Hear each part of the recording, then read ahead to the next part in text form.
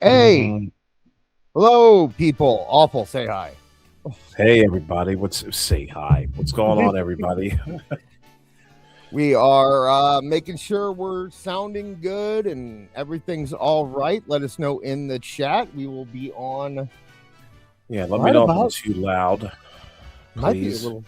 To me, you're too quiet, but that's not what they hear. So, let's see what they say. I haven't seen anyone say anything yet. Sound check, George. George, hey George, how's it going? George, our good friend over there with Alt Jake, says, yeah, they hear us. Ewan hears us. So, all right. Thank you Okay, are guys. we loud and clear? Yeah. Because Can I you hear like to get awful? close to the mic so I don't have to yell as much. Are we even? Let us know. Yeah, I don't want to overpower.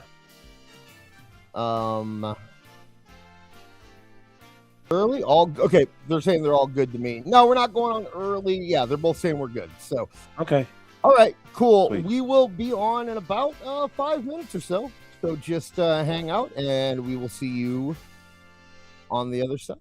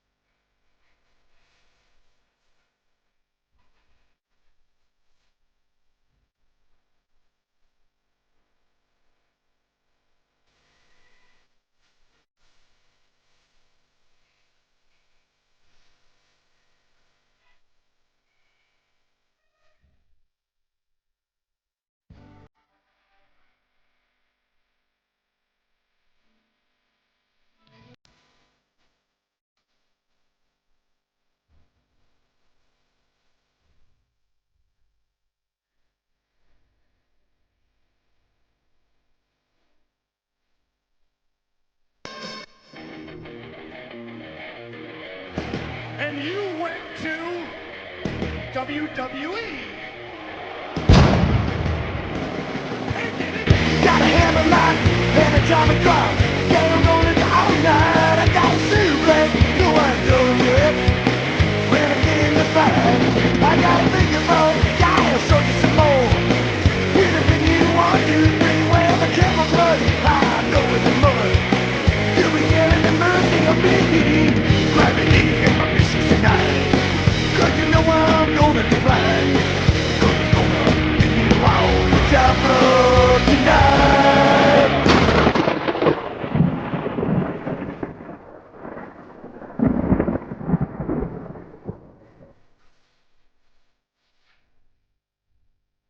Yes, yes. Coming to you live from Cyberspace Studios here on planet Earth. It's the Dis and Awful Show with your host, Awful Wrestling, and of course, Akadis. Welcome to the show, my good friend. Welcome to the live stream.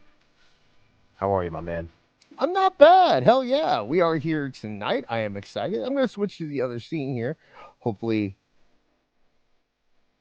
I'll bring us in. There we are. Now we're on. Now we're on fire. Well, we were already on. Yeah, now we're on fire. So welcome, everybody, to another episode of This Is Awful. I got the Yule log going in the background. I put, on this scene, I put a CRT.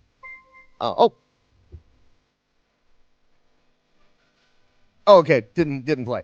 Neckbeard super chatted $1.44. Thank you so much. Thank you, Neckbeard. He says, Shout out Neckbeard. Merry Christmas and Happy Holidays to you as well, sir. Yes, indeed. Let me just get and everything. Happy Hanukkah. Yes, that's a good point. Happy Hanukkah. Happy holidays. Yes. He said happy holidays. Now, because he's half Jewish, is that 3.5 candles? Wait, is Beard half Jewish? I believe so. I did not know that. Did we just reveal something? I gotta fix. Oh, whoops. I don't know. I don't think it matters. Our sound is very, very low. Let me go and fix yeah? You go. No, I mean not for them. For us, it's low. Okay. We can't hear the super chats and stuff, so let me turn that on. Okay. Well, so, yeah. Tonight, boy, oh boy, have we got a show for you tonight. We're going to talk about all the latest news, of course, of this week in professional wrestling. Some odds and ends news bits that are somewhat mildly interesting and definitely humorous. Then we're going to get a little deep in an issue that I've noticed in professional wrestling over the last few years, having to do with, a certain word that's been just bantied about in the industry. But we'll talk about that a little later. Are we good as far as the sound is? Yeah, no, the sound was always good on their end. Right. I meant that we couldn't hear the sounds on our end. So yes. Okay. But they can. Oh wow, it got really loud for us all of a sudden. It's not Severinsen and his big band playing. Merry Christmas, Happy Holidays to everybody. I'm sitting over here. I got a eggnog and Southern Comfort. That went up really loud, really fast. Yeah, of course it did. Listen, I'm gonna turn that back down here. Hitting those crescendos. There seems to be on the volume control for us, right, what we hear. There seems to be like a 5-second delay where I'll adjust it, and then we won't actually get to hear how quiet it is until later. So this is about perfect right here. So okay. But we got a lot of stuff tonight. Yeah, as Awful was saying, we're gonna get deep after the intermission into the dreaded word that we are not allowed, that I've never said in my life. I don't know, Awful. Yeah, we just want to know why certain people get away with it. Yes, and certain people are feel as though they're comfortable in saying it without them being the prevalent thought being that they're not bigoted, they're not ignorant. And it's just very odd to me how some people can say one thing about a person and yet have these skeletons in their closet that rarely get out. But we'll talk about it. I've got some proofs, or at least some evidences. Yes. some people seem to get away with it more than others, and we will definitely be getting into that. And I don't want to drag the show down. We're going to make this humorous, by the way. Yes. But we do have stuff going on before that. And for the people, let's see here.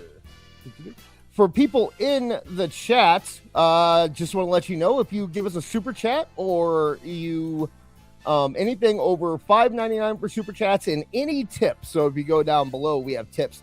You'll get a little sound bite. And before the show even started, we got one from we got one from Arthur Jennings. He is not catching the replay. He's going to catch the replay. But he said or maybe he's here. No, because Anthony J's catching the replay. So Arthur Jennings might still be here. He gave us $40 Australian. Thank you so much. Wow, awesome. Arthur Jennings. And he says, hi, guys. Thanks for the show and the other shows. I lost my dad earlier in the year, and the driving to hospitals and checking on my mom is easier when there's something entertaining on. Happy holidays to you both. Thank you so much. Thank you so much, Arthur. My condolences, first and foremost. And we appreciate you listening in, whether live or on replay. And as long as we're a great escape for you, that's why we're here, to be a nice breezy escape for anybody who may be having a tough day, a tough week, a rough year. And we so appreciate you, Arthur Jennings. Thank you very much. I mean, I think we've all been there at some point or another where, a loss or just a down time in our life, and we've needed an escape. We've turned to television shows or video games or wrestling or sports or friends or podcasts or whatever it is. And the fact that we can be that for any of you is just, it's such an honor, honestly. And definitely, hopefully we can continue doing that here and on Toonie Talk Wrestling throughout the next year. Arthur, or Ewan Cumia is $4.99 for the soundbite super chat if you want to do that, or any denomination if you go down to the tip menu. He asked in the chat, that's why I answered. Okay, awesome. Also, but speaking of Ewan Cumia, before the show, he dropped us $1.99, and he said, "Thank you, Ewan. I'm ready for anything, including Glom Gold." You ready? I'm gonna play. I don't have it. I'm not doing it. I knew you didn't have it. I feel weird adding it, and I don't know. I think I'm going to add it for the $50 up club at some point. But I mean, I didn't know we were going to have a show this week until yesterday. So, we'll get there. We'll knew. I didn't know last week when we did the show, you were like, I don't know about next week. And I was just like, okay. No, that was last week. That was the week before about that. No, that was last at the end of the last show. Talk Wrestling. At the end of you were talking about Toonie Talk. You were talking about yes. Okay. Gotcha. Yes. I didn't know you were talking about Toonie Talk. I thought you were talking about this show. So, well, we are here though. You were to throw me under the bus, ladies and gentlemen. I was. We were both under the weather though earlier this week. How are you feeling right now? I'm doing great. You doing better? Doing great. Yeah. I just had a little head cold. I was exhausted more than sick. So it was a long day that day.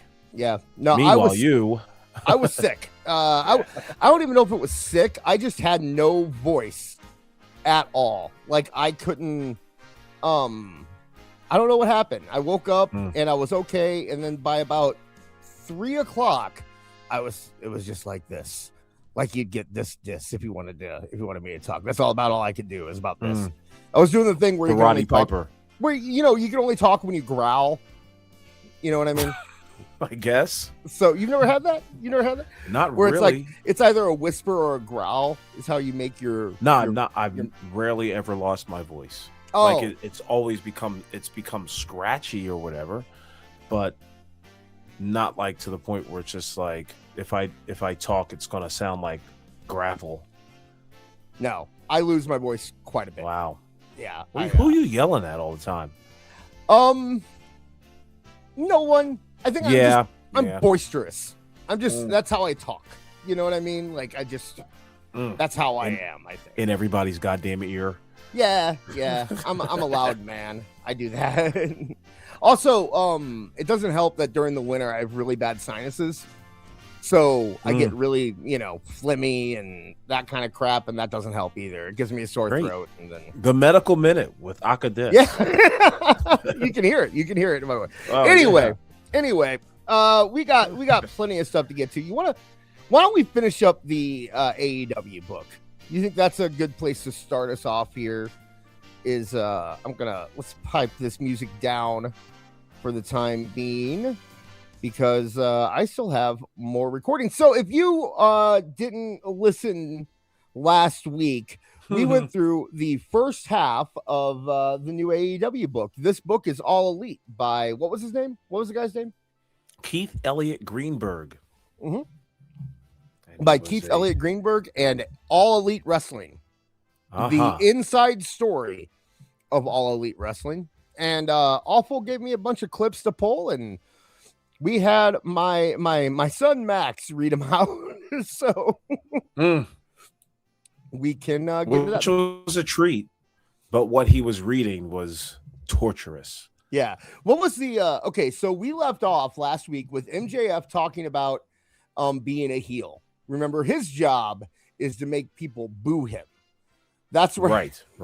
That's where we left off. Right. So we are picking up though with I'll just let it play. The Young Bucks and Hangman Adam had their history. Harrington said while they were successful in Ring of Honor and Japan, these television executes. Okay, he meant executive. Execution.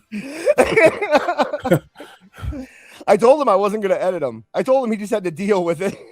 So he said something wrong. By the way, he gets a kick out of the fact that we're playing these, just so everyone knows. I'm sure he is. I'm sure he is. Yeah, he's very, very happy. Anyway, let's go back to it here. I say that?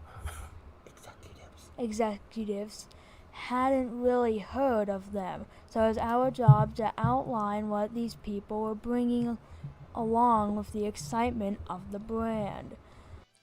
Can you believe that the executives didn't know who Hangman Adam Page and the Young Bucks were? What bingo hall were they perusing to find out? I mean, let's get real. Chris Harrington and Tony Khan, it seems like they were really having to scour around the globe. What I mean, globe, like probably the Midwest, Pacific area. But when they were doing that, they like really who was out there to be mined and who was actually ready for television. You know, at the time, Hangman Adam Page wasn't, and at the same time, MJF wasn't. No, these guys were like indie prospects, indie hotspots, and with no television training.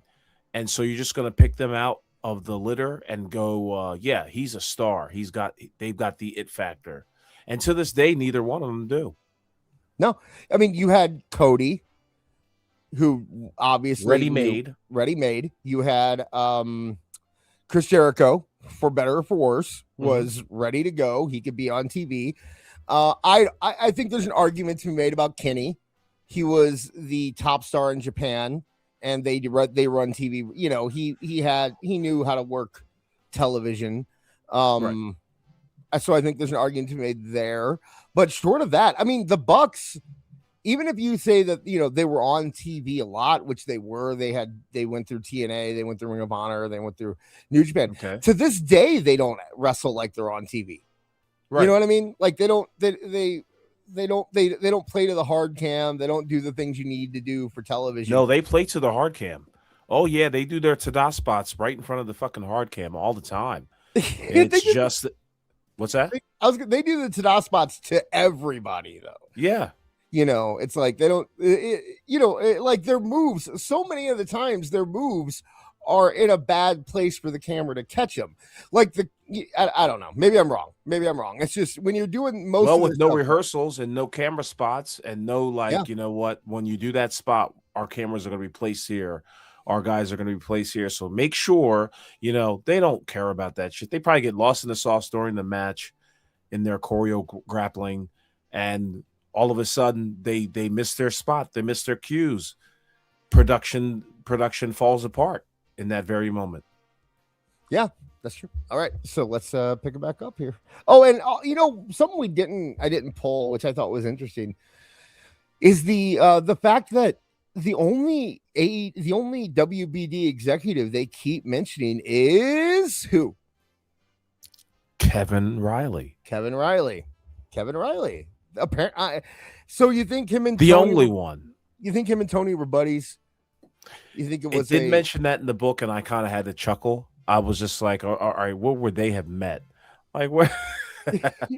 We were at a rich dinner people and, stuff. Yeah. It's just rich people shit, like Kevin Riley. Okay, here's how I picture it. Kevin Riley is David Zaslav's Tony Khan. You know what I mean? Like he's the guy who follows him around, and Tony Khan is the guy that follows Shad around.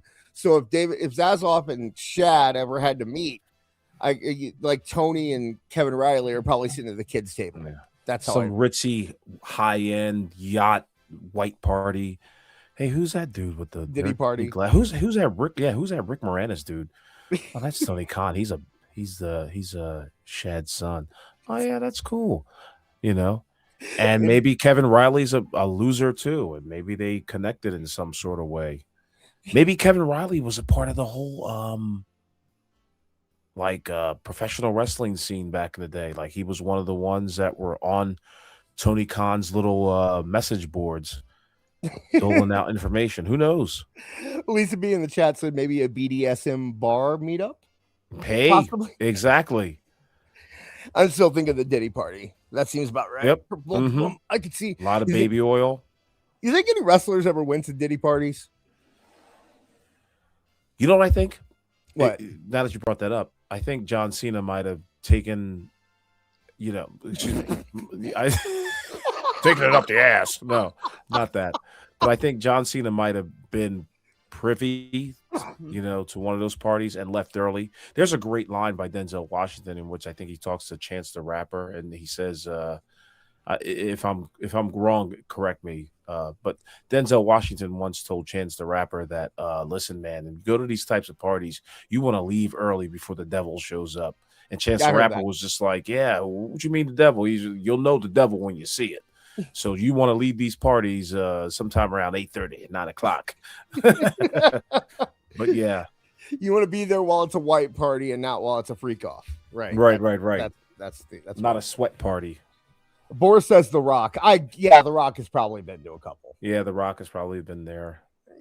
He's also been there when they extract souls from Vince was probably there, but he probably went to sleep, fell asleep.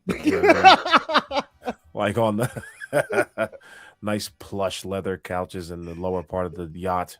Vince and Johnny Ace just hanging out in the corner together, just like, Yep. Yeah. I bet The Rock was there. Anyway, back to from Diddy parties to this. I think the success of the Bullet Club merchandise in retail chain Hot Topic stores helped. Okay. Dude. You know what? It's so sad to know that the Young Bucks truly relied on their merchandise to get them over. And it didn't really do much as far as elevating who they were. Does that make any sense? Like, no. It's just like, so they got your Bullet Club t-shirts at Hot Topic, but there was no mention of you can't promote that. Like, how can you promote New Japan Pro Wrestling when you just have a Bullet Club? Like, you're self-promoting and it's not even working to their advantage, or it didn't work to their advantage, I think. The idea that a Bullet Club t-shirt will get you a TV deal. Right. I mean, I'm sorry, a Hot Topic t-shirt, like selling well in a Hot Topic will get you a TV deal. If that was true, then Invader Zim would have come back a long time ago. And if you go, what else is big? That was what was big in Hot Topic at the same time that the Young Bucks were. Do you remember Invader Zim? It was Never. It was a show on Nickelodeon that lasted for one season, and then in the comic book, I think had a few issues after. So it was a show that didn't last very long, but it sold, all the merch sold like crazy in Hot Topic, and So like it doesn't. What else? Nightmare Before Christmas sells really well. Stitch sells really well on Hot Topic. You know, these are the things that. So the idea that like, oh well, we're doing really well on Hot Topic, so we should definitely get a TV deal is insane. But I mean, that's what they went by. So let's. We explained that All In had shown that there was this revolution going on. People were consuming this content, but the next step had to be making sure it was being distributed on America's television in a mass way. Okay, so see, and that's the more important thing, right? Is All In. All In should have been the thing they hung their hats on. It's like, look, here's a television product that we made. It looks good. It worked out and it was successful. Like that's what the whole thing should have been on. The whole like we talk about it's all noise at that point. Anything other than All In.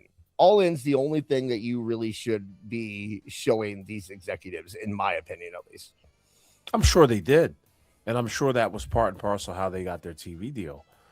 But at the same time, it was who they went into business with as their partners. Like you have the Young Bucks who are now EVPs. Like, okay, listen, Chris Harrington may not be a great move, but here's a non-pro wrestler at the helm of this company, and the next 4 executives in your company are all professional wrestlers. Don't we know throughout the annals of history and professional wrestling, like that's all they're going to ever put over is themselves. Professional wrestling bookers or professional wrestlers who are bookers are not going to really take care, except in a rare few instances. They're not going to take care of anybody else except what they do on television. And everything else is going to be beneath them and what they're doing. They always got to play the main event. As we're seeing right now. I mean, the Young Bucks are playing main event, you know, like their story is the top story. Their faces again. Yeah. And like for what? Yeah, who wanted to my homeboy, O.J. Simpson. Keep up the good work, baby. At Andredums8004 super chatted $9.99. Young Bucks merch come with canned, a fee white windowless van, and a retraining order. Thank you. Thank you for the $10, Andre Adams. That's a great. That's Shout a great out statement. Andre Adams. Thank you. Where were? Oh yeah. You were talking about bookers putting themselves over. We'll get into a little bit of that later with Jeff Jarrett when we talk about that. A great example. But yeah, it's the Bucks being faces and still trying to be the top of the promotion. Kenny Omega, who I get the guy's been through a lot, I get that he has health issues, but he doesn't look good anymore. And they're still making him, front and center. I guess, you could say, okay, but they're not the champions. You have, Paige was just the champion and he's part of that group, right? He's not an EVP, but he's in that group. So you can say they're not champions, but they're definitely overshadowing the champions. Yeah. I mean, Young Bucks are made out to be a bigger deal than Samoa Joe is right now. Right? Am I crazy? Or in my eyes, no, I don't think so. I think they're really trying to push Samoa Joe and try to make him a legit, like they've done what was going on with CM Punk. They've actually done successfully with Samoa Joe. When Samoa Joe comes out, it's a different feel of the show. But that's because it's Samoa Joe. Yes, right? Of course, that's just because it's Samoa Joe. And he knows how to protect himself. Right. To a degree. But I'm saying when you look at the booking, there's clearly more care and effort put into the Young Bucks and Kenny Omega and the Don Callis family and Hangman more Adam production. Page. Yeah, more time in production. I wouldn't say care because the Young Bucks have got to be creative in order for it to be, careful. Well, they're not, and that's about the only people that do. Right. But as far as like making sure that it works production wise and make it come off seamless for television and for episodic television down the road, they're not good at that shit. Oh, no, not at all. No. When I say care, I mean how much time and effort they put into it. With Sure. Joe, it's literally just like go out there and beat that guy up. Like go out there and beat that guy up. Today you're a face. Today It you're can a be heel. like that. They're going to try to make that a little different, of course. Do you think he's going to keep it at World's End? He should keep it. I don't know why he would. Like, you just put it on him. Let that experiment rock, just like you did with Adam Page, just like you did with Swerve Strickland. Here's your first. What is he? He's now a multi time AEW champion. Give the fucking guy a run with the ball. Placate the hardcore fans, because now at least you got a legitimate badass, I guess, for an AEW champion. You know what I mean? You don't have some flaky cowboy with butterfly jeans trancing down to the ring and, becoming friends with the guy who burned down your house. You've got a real badass with the championship right now. He should be their Brock Lesnar. Like, even more. I mean, I like Lashley, but Lashley's now shown that he is going to get injured every time he does anything. Samoa Joe has proven the same goddamn thing. No, to Samoa, not in AEW. Samoa. In front of the WWE universe that you respect. Oh shit. Ed Ewan super chatted $4.99. The Young Bucks and babyface New Day have the worst gimmicks in the history of tag team wrestling. Well, I mean, to be fair, the New Day was over at one point. The Bucks have never been over for 2 weeks, and then they haven't been over since. No, the New Day was over for like 4 years. They were getting big set pieces at WrestleMania and stuff like that. Like He's talking about modern day. Okay, you're talking about like modern day New Day. Here and now, yeah. Yeah. If you're talking about that, then I agree. I'm talking about, but I mean, if you go through the entire history of New Day, when it was them with Big E and they were doing the pancakes and Bootios and all that stuff, they were at least over. It wasn't my cup of tea, but Right. they were at least Thank over. you. Awesome. Thank you so much. We appreciate it. Okay, so we're talking about Joe. Joe has not been injured recently in AEW. He's been able to hold his own. It seemed like he had a little problem in WWE for a while. I do think a lot of that has to do with WWE having stricter standards than WWE does. I mean, and AEW does. I think that Joe probably wouldn't even be allowed to wrestle in WWE at this point with his head trauma and his neck trauma and all that stuff. But the AI did censor Ewan's name, chat. That did. Yeah, they do that so they don't read their last name out on air. It's I appreciate it. But yeah, it's a good idea to push Joe as hard as you can, because Joe can be, like I said, the Brock Lesnar. Joe can be that unstoppable force that you have if you treat him correctly. But he can't do it if he's losing the title to MJF or who did he lose the title to last time? Mox? He lost the title to Mox last time, right?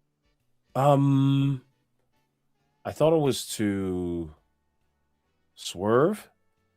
Did Swerve beat Joe? Or MJF? Yeah, no, because he beat MJF. He beat MJF for the title. Okay, right.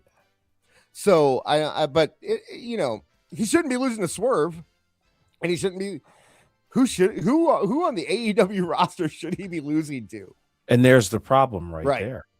Who have you built up to become the next the actual face? And if you're going to say Darby Allin, you don't put Darby Allin as a champion, because he himself is too prone to injury and he's too reckless, and you can't parade him out to the morning talk shows. You know what I mean? Like, you can't put him out there if that's what you're trying to do. Here I am giving free advice for PR.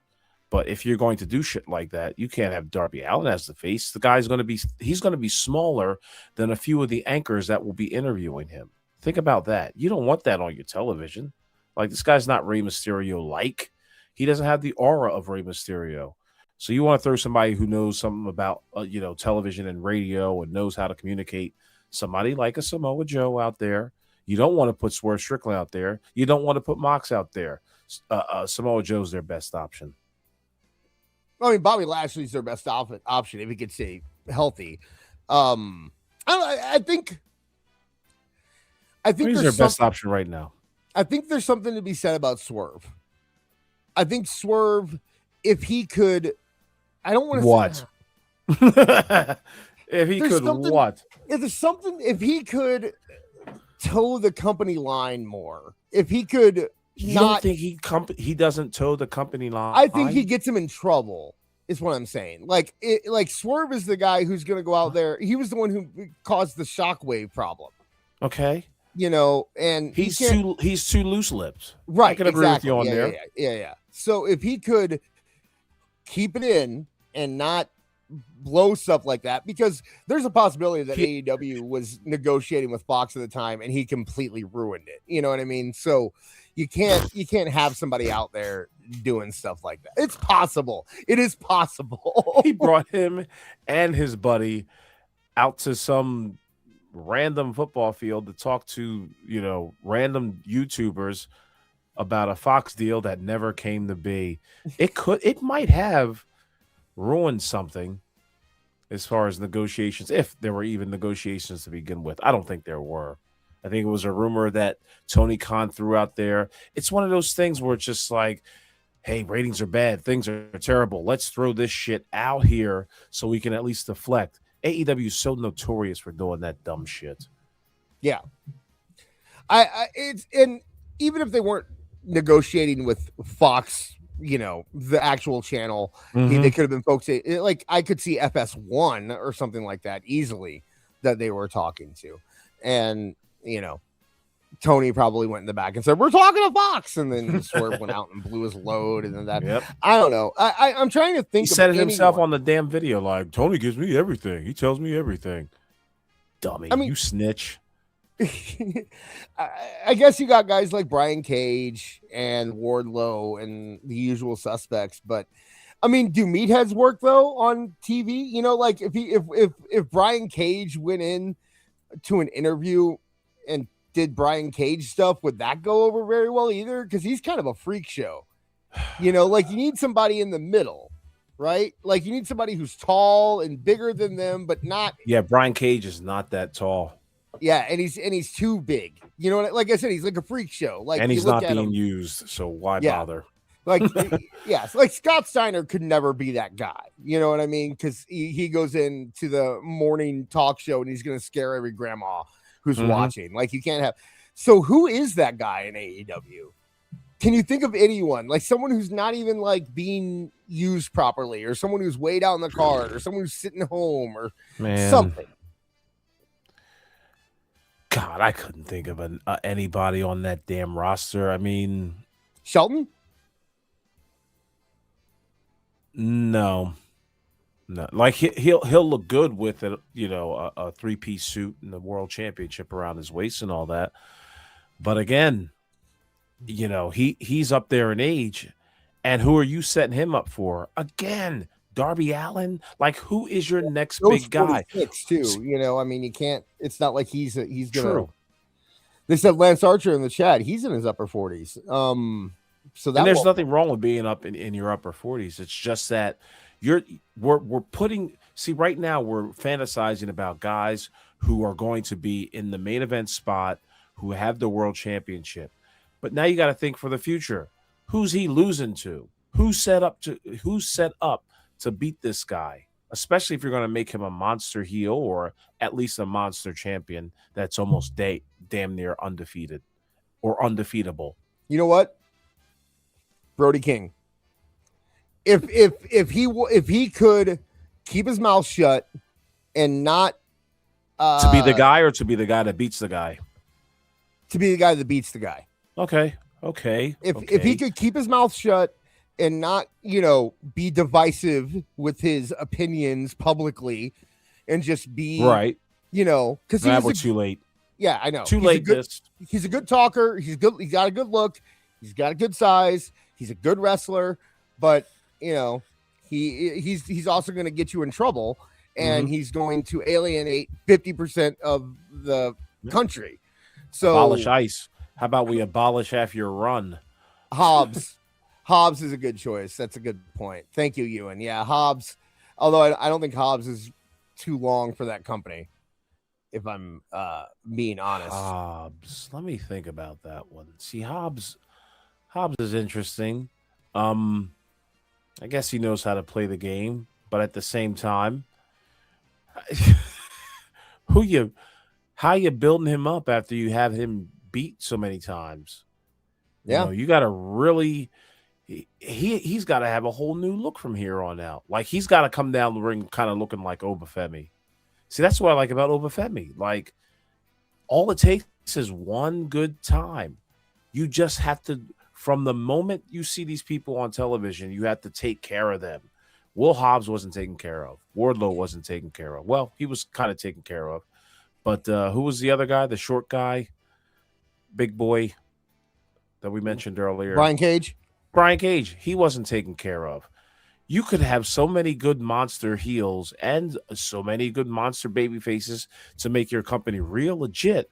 But because you mishandled them in the very beginning, you never get a second chance to make first impressions. Yeah, I mean, like these are like I don't think Kyle Fletcher is ready.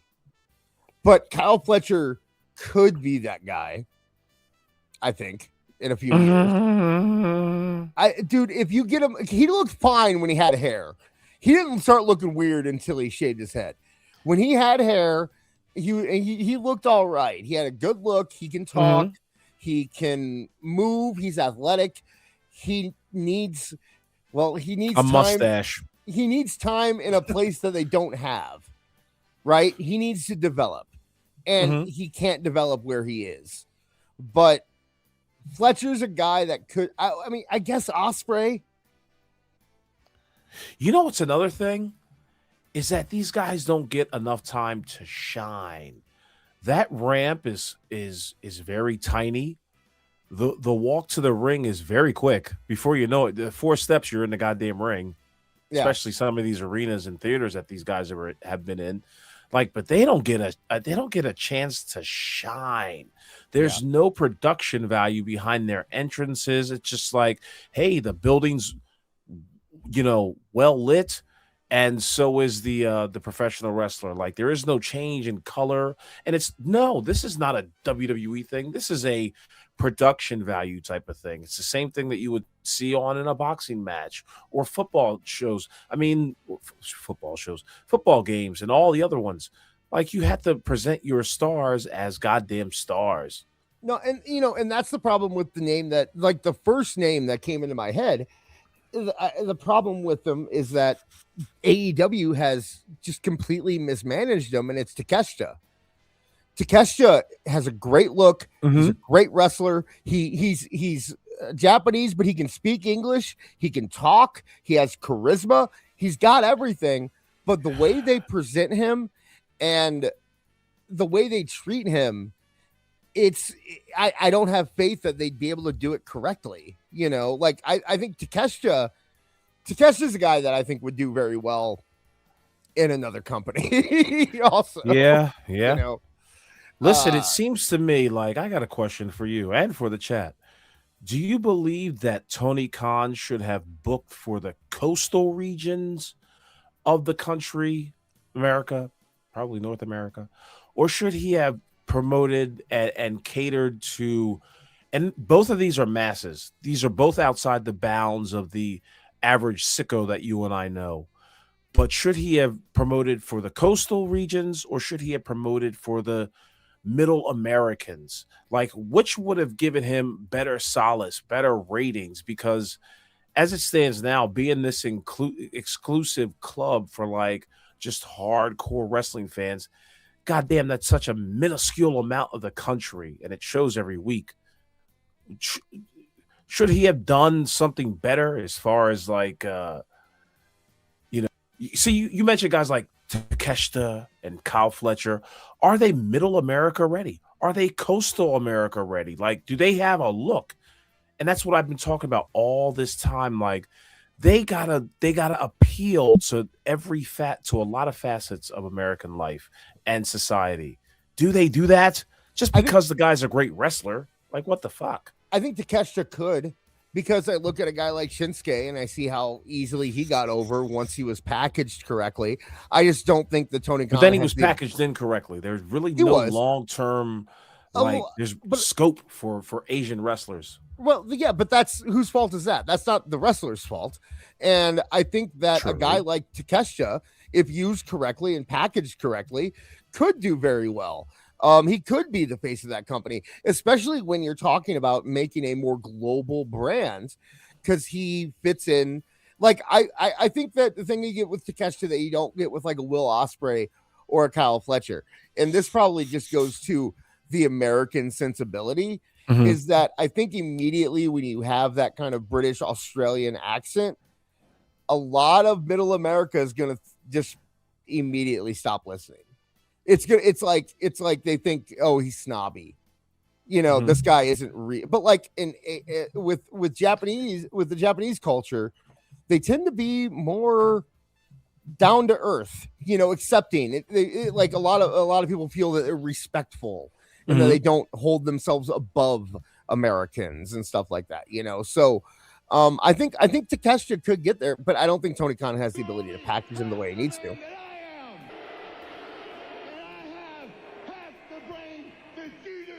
At Andredums 8004 super chatted $4.99. That question is mute. AEWFUL. Khan was always going for the PWG crowd. Yeah. Thank you for the super chat, Andre Adams. And I guess it is kind of a moot question, I can't believe why he would think to go for the PWG crowd was going to suddenly make him money. Like,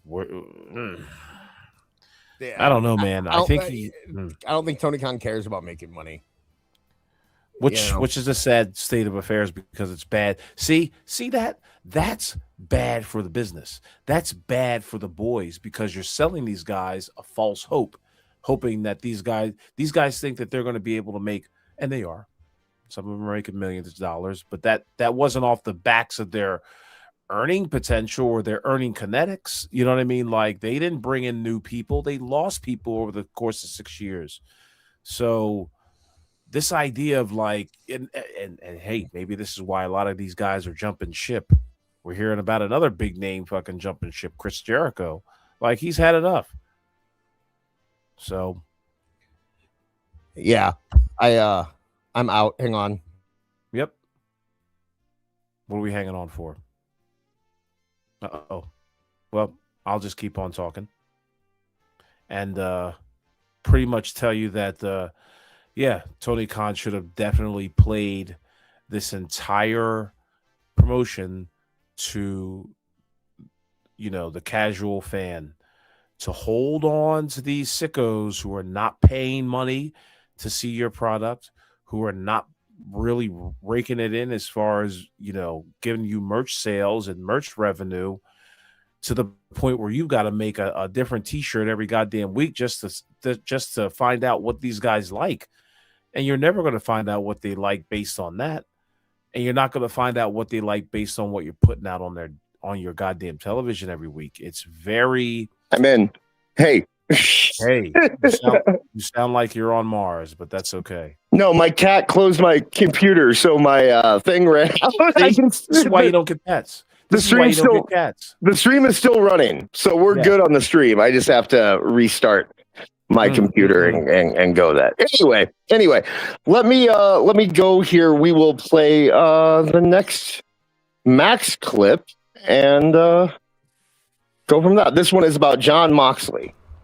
Although he'd been wrestling under a different alias, he'd grown into a professional wrestler under the name Jon Moxley. Everyone remembered to have an entire arena chanting Moxley was pretty surreal in itself. The whole thing was a strange, cathartic, transformative experience. In many ways, though, Moxley had engineered the reaction. He spray-painted Mox on his back. Khan pointed out, so you knew who he was coming in? It was a brilliant touch. Brilliant. He spray-painted Mox on his back. I got an idea, Mox.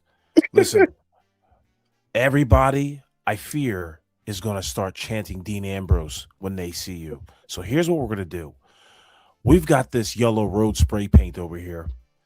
And what we're going to do is we're going to spray MOX on the back of your vest. Listen. Never been fucking done before, my friend. Never been fucking done. We're going to do it tonight. And this is what's going to happen. They're all going to chant Moxley. Moxley.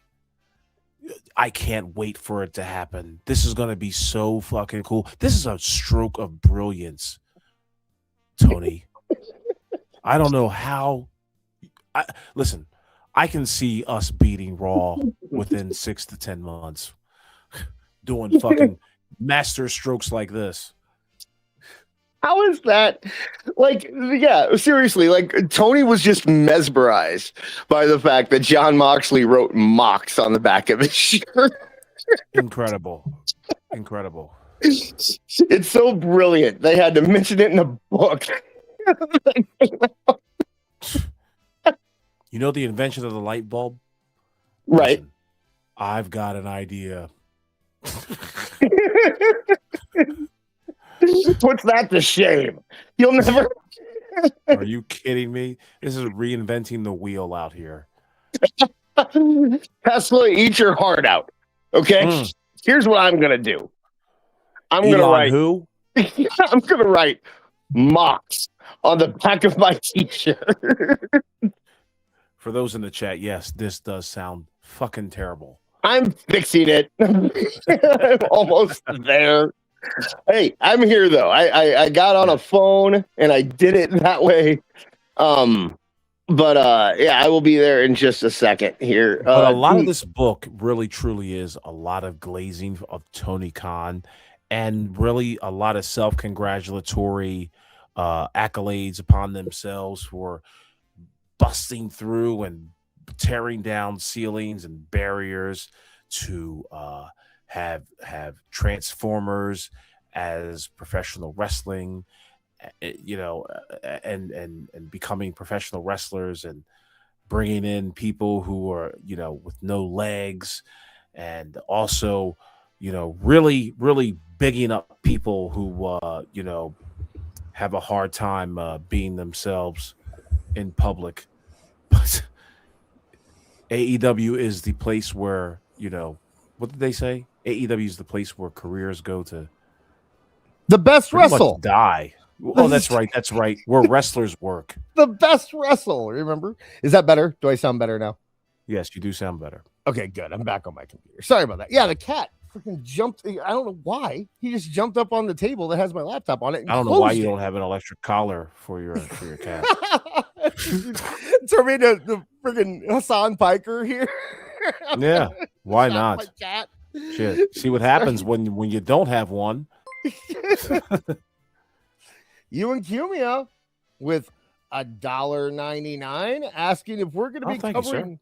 Are we going to be covering World's End next Saturday? What do you think, Aewful? Are we covering World's End next Saturday? Live stream of the event. I mean, we can't live stream the event, but no, I think he's asking if we're going to be covering a watch along. Yeah. Well, we'll let you know by the end of the show. That's for sure. Should we do a poll? Should we do a poll? Yeah, we can do a poll. Yeah. All right. Would you watch the damn thing? It's one thing that we're going to be doing if we're doing one, but it's another thing if you guys come along and join, roll up your blood, sip something, bring something along. I don't know. Whatever it is that you do, breathanarian, I don't know. Okay, let's go through the next thing here. This one is about our good friend Cody Rhodes. Those victories occurred during a period that could really have been a trying one for AEW. Following the departure of one of the promotion's founding visionaries, Cody Rhodes, we really needed to figure out what AEW's identity would be without Cody, said Excalibur. Luckily, we accumulated so many talented people on the roster by then that we were a lot of great wrestlers ready to step into the space he left behind. So that is how they covered Cody Rhodes leaving AEW. That's it. It was just that they parted ways. And they had, but it was okay because they had a lot of great wrestlers ready to step in and fill the void left by Fill Cody the void Rhodes. that Cody Rhodes. Cody Rhodes left such a void. They had no idea. They had to figure out this one guy. Just one guy, and the other three are feckless idiots. Other four, actually, because you got the wrestling fan along with them. But yeah, I mean, come on now. Who was going to replace Cody Rhodes, the ready-made, promotionally engineered son of another promoter who was successful? Like, who's going to give them the inside track at that point? Kevin Riley? I don't think so. Who? Kosha Irby? Chris Harrington? I don't think so. Even Chris QT Jericho? Marshall? I don't think so. So yeah, The Cody fact, Rhodes was the, as you can see, it's written there in text in this fictional book. There are some truths to it. the Go fact that they chose, like, if you're Tony Khan, and there's clearly an untold story involving the Young Bucks and Cody Rhodes and Tony Khan and all that. There's clearly some story we don't know, which I was hoping that, you know, the inside story of AEW book would tell us this story, but apparently we don't get to know it yet. So you're No. Tony Khan. So we can. And- we're allowed to speculate. Yeah. So you're Tony Khan and you have Cody Rhodes and he wants, you know, he wants his wife on TV, but she is doing the heels thing. And I will say that the heels group was far better run when she was in charge of it before Amanda Huber took over and turned it into what it is now. So she at least had that versus the Young Bucks, who one of their wives had to be in charge of merchandise and looked at their merchandise. So you get to choose between the Young Bucks and Cody Rhodes. One of those two is going to be the one you listen to. Why on earth would you pick the Young Bucks? I don't think it's an I don't think. Here's what I think. I think the Young Bucks were in the middle of this Cody Rhodes Tony Khan rift, and I think it's what happens at a lot of workplaces. You suggest something, and then you examine to see if it works or not. And if it doesn't work, you keep quiet. But if it does work, you tell everybody that it's working. On the other side, you have somebody like Cody Rhodes who probably goes, "This won't work, Tony." And Tony tries it, and it didn't work.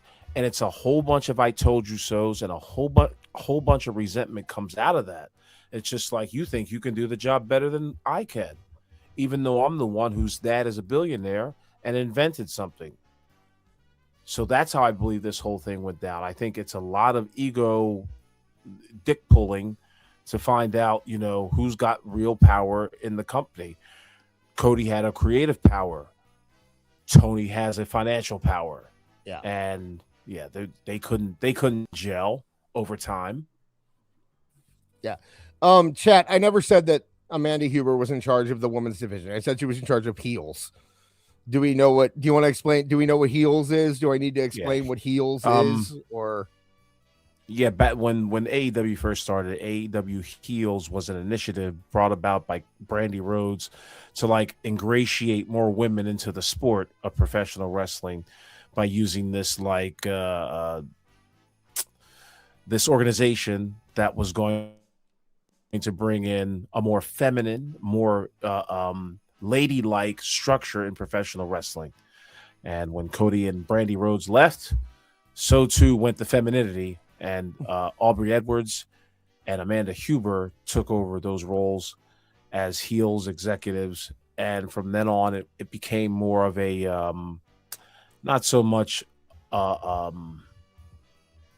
mission of beauty or bringing it, or femininity. It wasn't or femininity. It was a mission of just bring anything that has got breast onto the fold. Yeah, and purple hair. And make sure, don't forget the Foster Grant glasses, and make sure that They in fucking the weird skinny show curl up. guy in the background. They can't weigh less than 200 pounds. You know what I'm talking about, folks. So that's what heels is now. Yes. Yeah. So, all right. So we do have one more clip. This is where they explain the whole CM Punk thing. So, you ready? Let me I'm actually gonna mute the music for this one here. And yeah, we finally get the CM Punk saga. Yeah, we finally get the answer to the CM Punk saga, according to this book. Here it is. Okay, now we just have the one about CM Punk leaving. So scroll down on the screen and read it. No, Max, go to the screen. Stop. You messed it up. Go to the screen now. Put your finger here and just scroll until you get to the part about CM Punk leaving. Do you see it? No. Read the. Oh wait, yeah. There's no section about CM Punk leaving. Oh my God. Yeah, there's nothing about CM Punk in this book. So if you guys are waiting with bated breath to find out how this book deals with the CM Punk issue, you know, only the biggest story in the company's goddamn history, you won't find it. Keith Elliott Greenberg purposely left it out of the book. Completely no sold. Like, doesn't even say, according to this book, CM Punk is still in AEW. Yeah. And to be fair, he's still their world champion. He was never beaten for their championship. I wonder if he still got it. I wonder if it's hanging up somewhere in Chicago in his apartment or whatever. Yeah, that was the doorstop. It was insane. They just completely skipped over. They talk about Samoa Joe versus CM Punk at All In. They even mention it. Right. And then it's just the end. You never, because that's what happened. CM Punk That's factually correct. Yeah. Right. It's so crazy that they don't talk about the brawl. They don't talk about Brawl Out. They don't talk about the All incident. Nothing. It's just CM Punk gave them great ratings for Rampage, and he lost to Samoa Joe, and then he beat Samoa Joe. Didn't he beat Samoa Joe at All In? I think he did. Yeah, and then yes, he did. Yes, and then nothing happened. He just stayed there. Collision's doing great without, with I guess at the guy. No, because they did say at one point they talked about Collision, and they said like it was made to be the CM Punk show, but it has transitioned into being a show to showcase other AEW talent. They just didn't say why it was changed from the CM Punk show into something to showcase talent. So that's the book. And I want before we move on to the Jarrett stuff, what's your honest opinion on this? You think you don't need to write a book now after this? You think you're pretty good? You know what's so funny? It's not the book that I'm going to be writing. By no means. I actually want to thank Keith Elliott Greenberg live here on the air for showing me exactly what not to write in my book and exactly what to write in the book based on what you've omitted from this book and exactly what you put into this book. Now, of course, I will take liberties and take a couple quotes from this book, but that's all I'll probably be taking are the quotes, because those are actually, firsthand quotes from professional wrestlers dealing with glazing AEW. But yeah, man, I looked at this thing and I read it. I was just like, this is very pedestrian, man. This is real elementary stuff. And it's just like, now listen, we're not going to be getting War and Peace with the death of AEW either. But at the same time, like, I hope that I'm able to get as much in-depth information about everything that we as wrestling fans are interested in and making it as entertaining, but as also as factual as possible, so that by the end of the book, you feel fulfilled knowing, that you got your money's worth. This book doesn't give you your money's worth. It's not even a good coffee table book. it's just like it's one of those books like you kind of have to hide it like a Playboy magazine out of just embarrassment. Like, well, see, you can actually kind of show a Playboy magazine at some point to your dad, but you show this book to your dad or whatever, your father or your uncle or your brother, and The pictures are good. The pictures are the good. pictures are swell. Yeah, They're nice pictures. But other than that, my God, it's not a fun book to read. I mean, even if you are a fan of AEW, you can't get over the fact that it's just like, damn, they really do gloss over a lot of shit that Cody Rhodes did. Damn, they really pay no attention to what CM Punk did. Damn, this book is really, really telling us how great Tony Khan is and how wonderful of a human being he is and how much he knows about professional wrestling. Like, yeah. It really did remind me. Did you have scholastic book fairs at your school when you were a kid? Yes. You know the books they'd have every once in a while they'd have a wrestling book there. It'd be like WWE A to Z, WWF A to Z, or the history of the WWF Intercontinental Championship, or something like that. Or character highlight, the Ultimate Warrior. That's what this book felt like. It felt like it was written for children that don't exist. You know what I mean? Like it felt like a kid's book. It felt like people explaining things to a child, but in no world is there a child that is interested in the story of AEW. And even then, it's not that interesting to want to go into. Right. But even when you talk about like the feedback or the pushback I kept getting when I was posting about it as I was reading it, I was posting about it on Twitter, and the pushback I always got was, this is just a wait, I want to know what book fair this was going to. Oh, I went to the Scholastic Book Fair at my school. Thank you, Lisa. Anyway, the pushback I kept getting was, well, this is a tribute book. This was a book commissioned by AEW to be about AEW, right? But I had the WWE A to Z encyclopedia or whatever, and they talked about the steroid trials, and they mentioned Chris Benoit in that. I remember in the history, like there have been plenty of WWE published books that talked about the dark periods of WWF. They talked about when Hogan left and the business was down, and when they were going against WCW. They talk about the Montreal Screwjob. Yeah, they talk about the Montreal Screwjob. They talk about all of the. I mean, they don't get into the Ring Boy scandal and stuff like that, but they're more than happy. They're more than happy. In talking 1984, Mel Phillips diddled somebody. Excuse me, but they have no problem talking about. I gotta clear my throat. You talk. Okay, there we go. Yeah. Okay, I got it. He's got this, folks. Apparently. They have no problem talking about the darker periods, and especially the bad booking decisions or the bad business decisions made by WWE. They might not talk about the hardcore scandals, but the other stuff is in there, and that doesn't even include the books written by wrestlers that expose the dirty side of the company, regardless of the fact that they were in the company. Really a dirty side. It's not really even a dirty side. It's just the simple fact, like, that's why I mentioned the Montreal Screwjob. That is along the same kind of like wavelength as what the CM Punk scenario in AEW.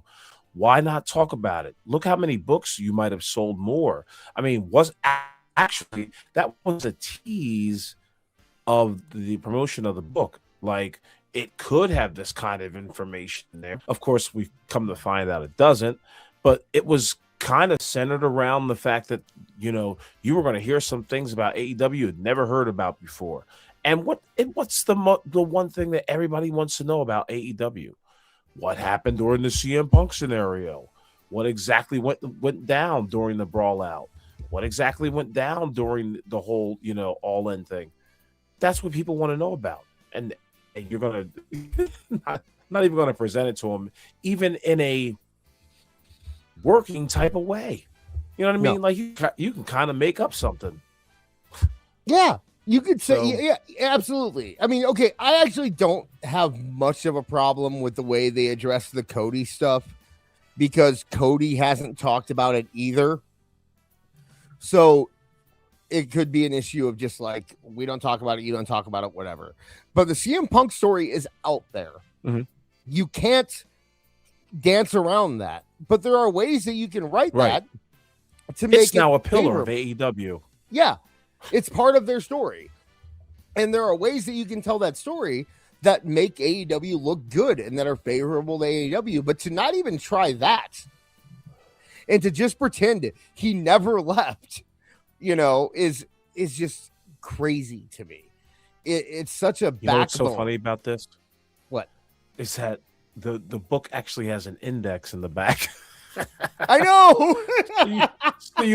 So you look up CM Punk in the back of the book, and it gives him like what total maybe 6 pages. Yeah. No, But there it's there was just a- like, why there does was a this lot. fucking thing have an index? there was a lot written about his coming in because although actually no, they did write a couple Not paragraphs really. about him coming in, but they really focused on Britt Baker for that show. Remember, like because it was Yeah. her homecoming And Excalibur. and Excalibur. Yeah. It was big Excalibur. So that is the AEW book. I don't really know what else I can say about it. I don't recommend it. I give it a if I'm giving it a rating, I give it a 3 out of 10 because at least it was written in a legible, grammatically correct way, and the pictures were nice. I think that's about the Legible. best thing I can say It about was it. typed. It's yeah. There weren't a lot of spelling errors in the book that I noticed. So, is that good enough? Shout out to Keith Elliott. Yeah, shout out to Keith Elliott Greenberg for Doing his again. best. Doing his best. Well, yeah, I will be taking some pointers. I'm sure you'll hear from me soon. Hopefully. I'm gonna defer to people who actually wrote, and you know, I've never done this before, but I can guarantee you right now, ladies and gentlemen, my book is going to be way better as far as an entertainment value. This is boring. Get an F Boring. because you learn nothing outside the first TV chapter. After that, it falls off a glazed job on everything Tony Khan's ever done and everything AEW has ever accomplished. Yeah, pretty much. And nothing bad ever happened. And happy New Year. Oh, you know what I Yeah. do want to bring up? One thing we didn't cover. They made COVID sound positive. Did you catch How that? so? Awful when you were I reading might have this. glossed over that. They How talked so? about I might have like, glossed over that. so everything about COVID that they talked about was about how Austin Gunn at one point was like, or no, Excalibur was saying, I was calling my wife and she was talking about being quarantined and I'm sitting there having drinks with my coworkers in the top of Daly's place. And they like Tony Khan described it as the Breakfast Club. He said COVID was like the Breakfast Club, Oh God. where they romanticized COVID of all things. Yeah, Tony. Yeah, I'm not surprised. Erica said Tony has said that he wants to go back to the feeling he had in 2020. He's so like COVID is this wonderful thing that happened, and I love the fact that they're like we didn't think it was a big deal, and then Tom Hanks said he had COVID. It's just like Yeah. gosh. Seriously, Then it got guys. serious. Yeah, then it was serious. Once we knew Tom Hanks had it. But we were okay. We were all hanging out in Daly's place. We were kissing each other. No one had a problem in AEW with COVID. Yeah, they seriously romanticized COVID. Well, I just thought that was crazy. But speaking of crazy, before we get to our little intermission, which I do have something special for you guys, I do want to get to this. Jeff Jarrett had some things to say. And he is called the finish to John Cena versus Gunther the single dumbest finish in the history of professional wrestling. I quote, why do I think it was the single dumbest finish? Because I think it is a direct slap in the face of our industry. Never give up. Do you know how impactful it is if I'm in a room full of bankers or TV execs or friends or whoever it may be, and I look them in the face and say, do you know who holds the record for the most Make-A-Wish visits in the history of that organization? It's a professional wrestler. Yes, it's John Cena. His whole mantra, hustle, loyalty, respect, never give up. And you're going to give this bullshit that we got to get heat on a heel in a time-honored tradition? It's the silliest, most ridiculous argument that people are throwing up. Jeff Jarrett, people. Jeff Jarrett.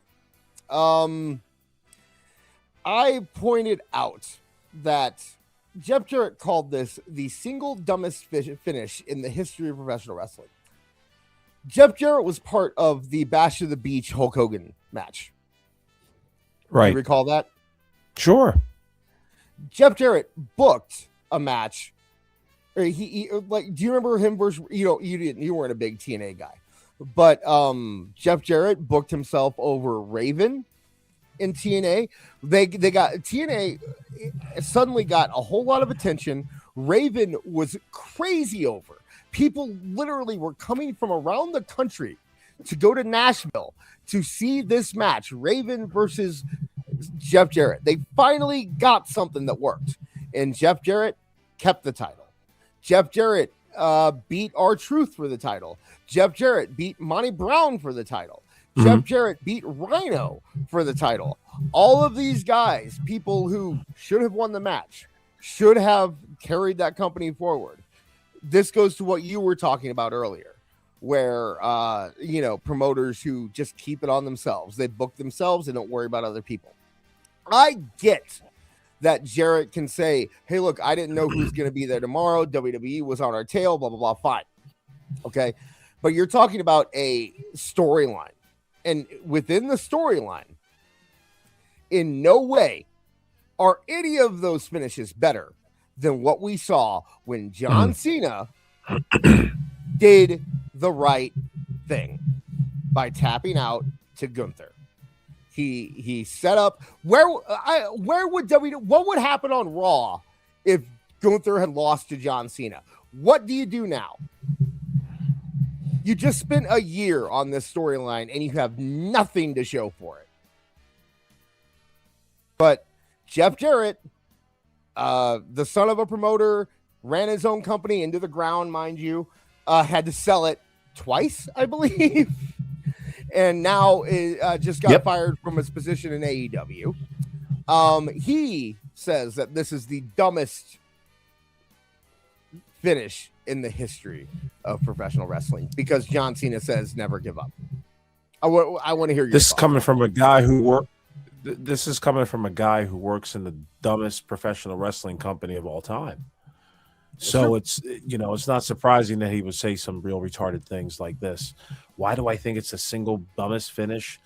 Well, it doesn't really matter what you think because ultimately it got a guy Gunther over like crazy and turned him into a monster heel that hopefully Triple H doesn't fuck up. But at the same time, I think it was not the single dumbest finish, but I will say John Cena should have sold the sleeper a little bit more than giving us the quiet Lester Burnham smirk as the bullets through his head and blood is running down the kitchen cabinets. So you didn't like the letting go.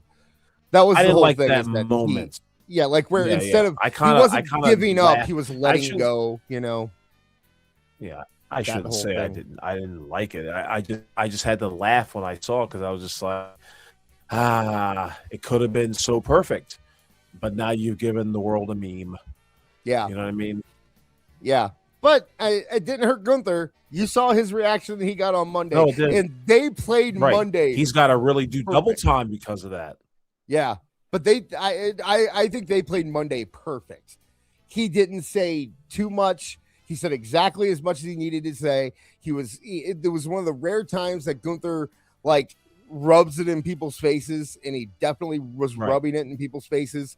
The whole thing with AJ outside where he did the "you can't see me" to AJ as he was leaving, him being thrown out. Everything they did on Monday with Gunther was perfect. Hopefully they can keep it going because I'm not going to say it was perfect. I didn't like the walkout and meeting up with the various wrestlers.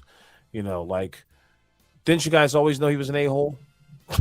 Yeah. You know what I mean? Like now he's really an a-hole because he beat John Cena. Guy fought through 5 people, I think, 4 people to get to John Cena, and he beat him.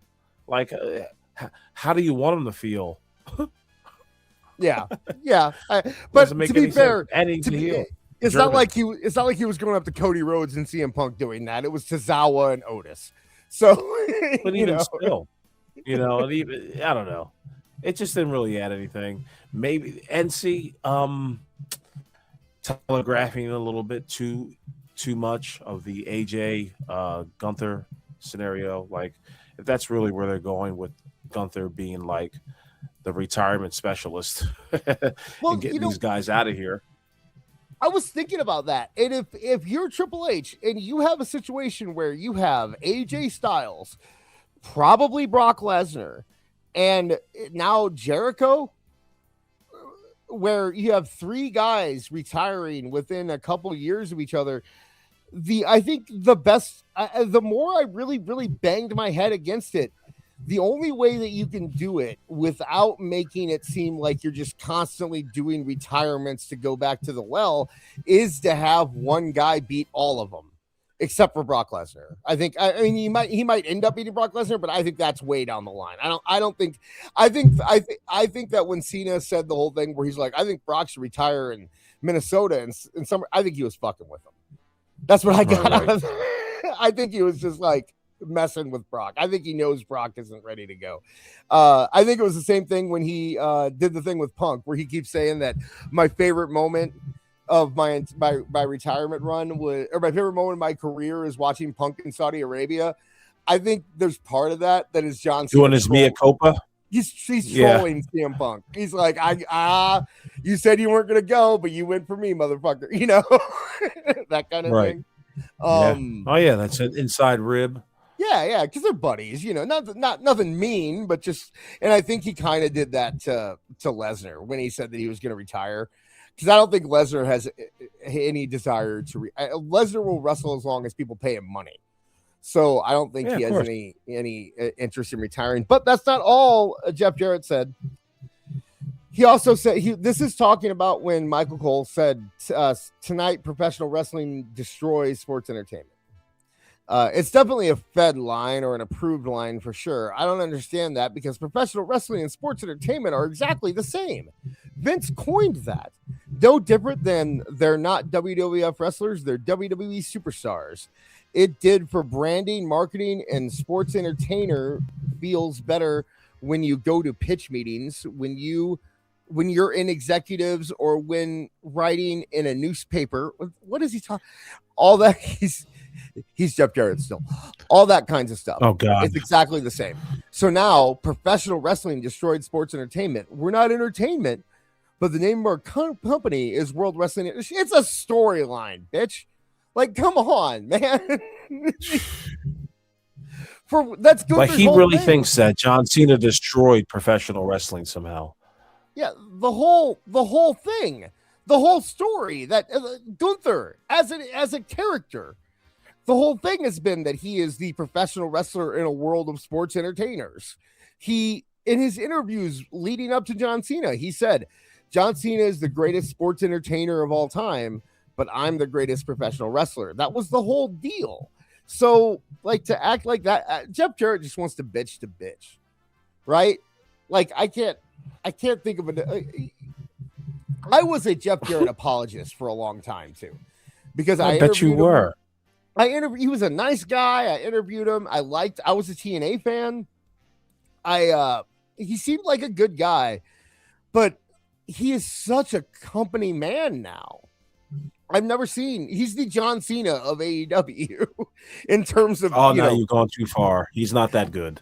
No. I'm talking about company man. I'm not talking about his stature in the company. I'm talking about his kissing ass in the company and riding the company line. I mean, he's still not that good either.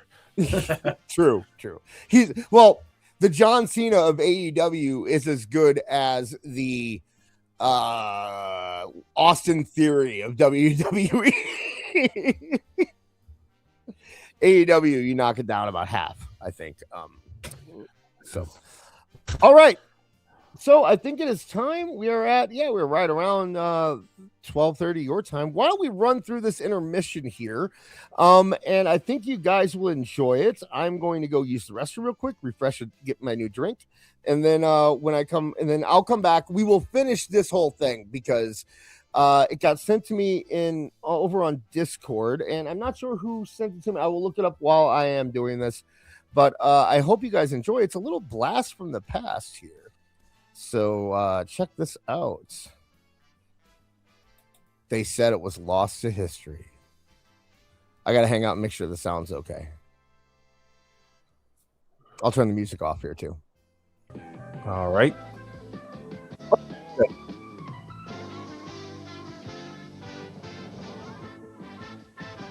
Well, the excitement is mounting today and mushrooming and snowballing and skyrocketing. We're going to find out today what is ham radio all about.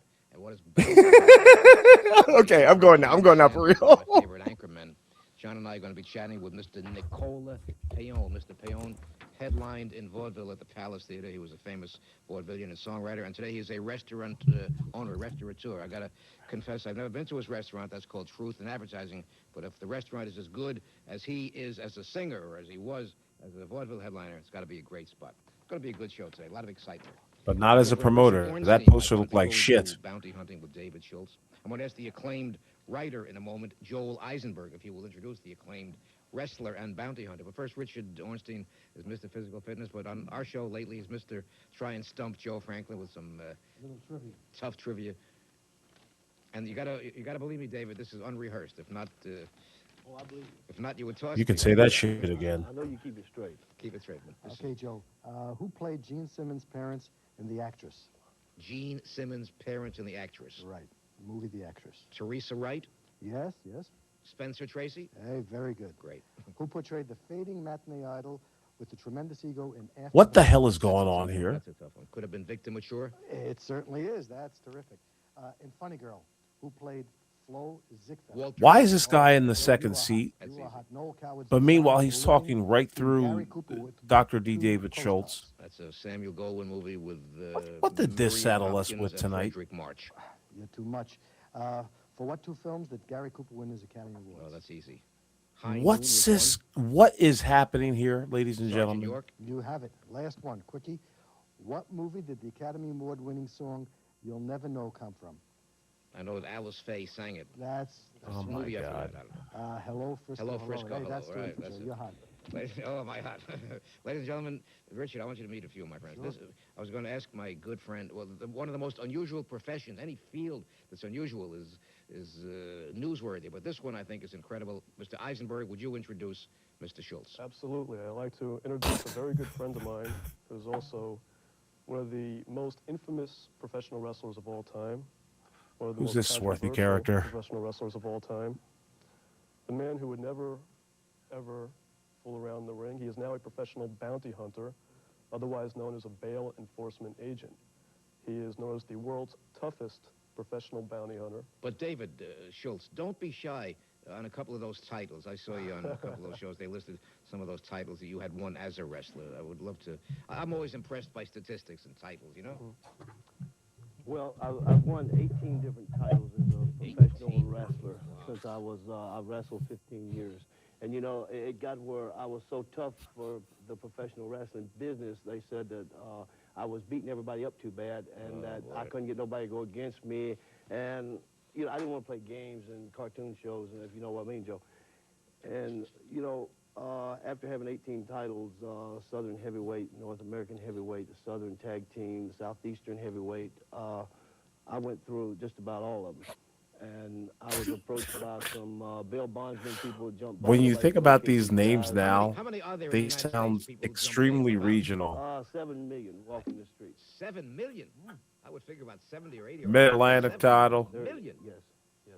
There's a lot of them jump because there's nobody to go. Crossroads Championship. That's incredible. What was your first assignment? I'm chatting here with David Schultz. I was the interstate bypass Wrestler, champion great wrestler turned for a little professional, bit.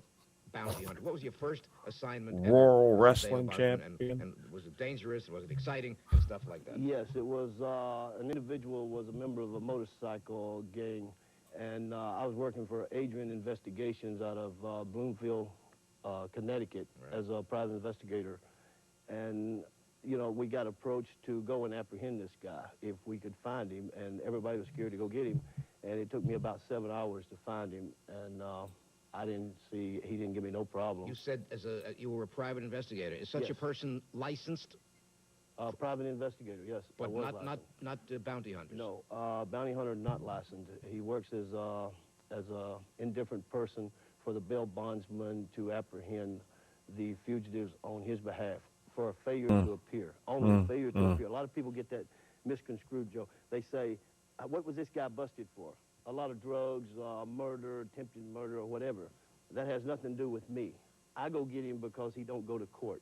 When he don't go to court, that's when they call me. That's where you come in. And then I go and track him down. After about 6 months of not coming in, they hope that the police will find these people. Right. And the police do a heck of a job. You know, all the police departments, New Haven, Bloomfield, Hartford, Connecticut, Miami, Miramar, Florida, they're all great police. They do a great job. Does the law look upon bounty hunters as an asset to the police department? Well, they look up on people like myself as an asset because I go strictly by the law. Right. I don't break the law.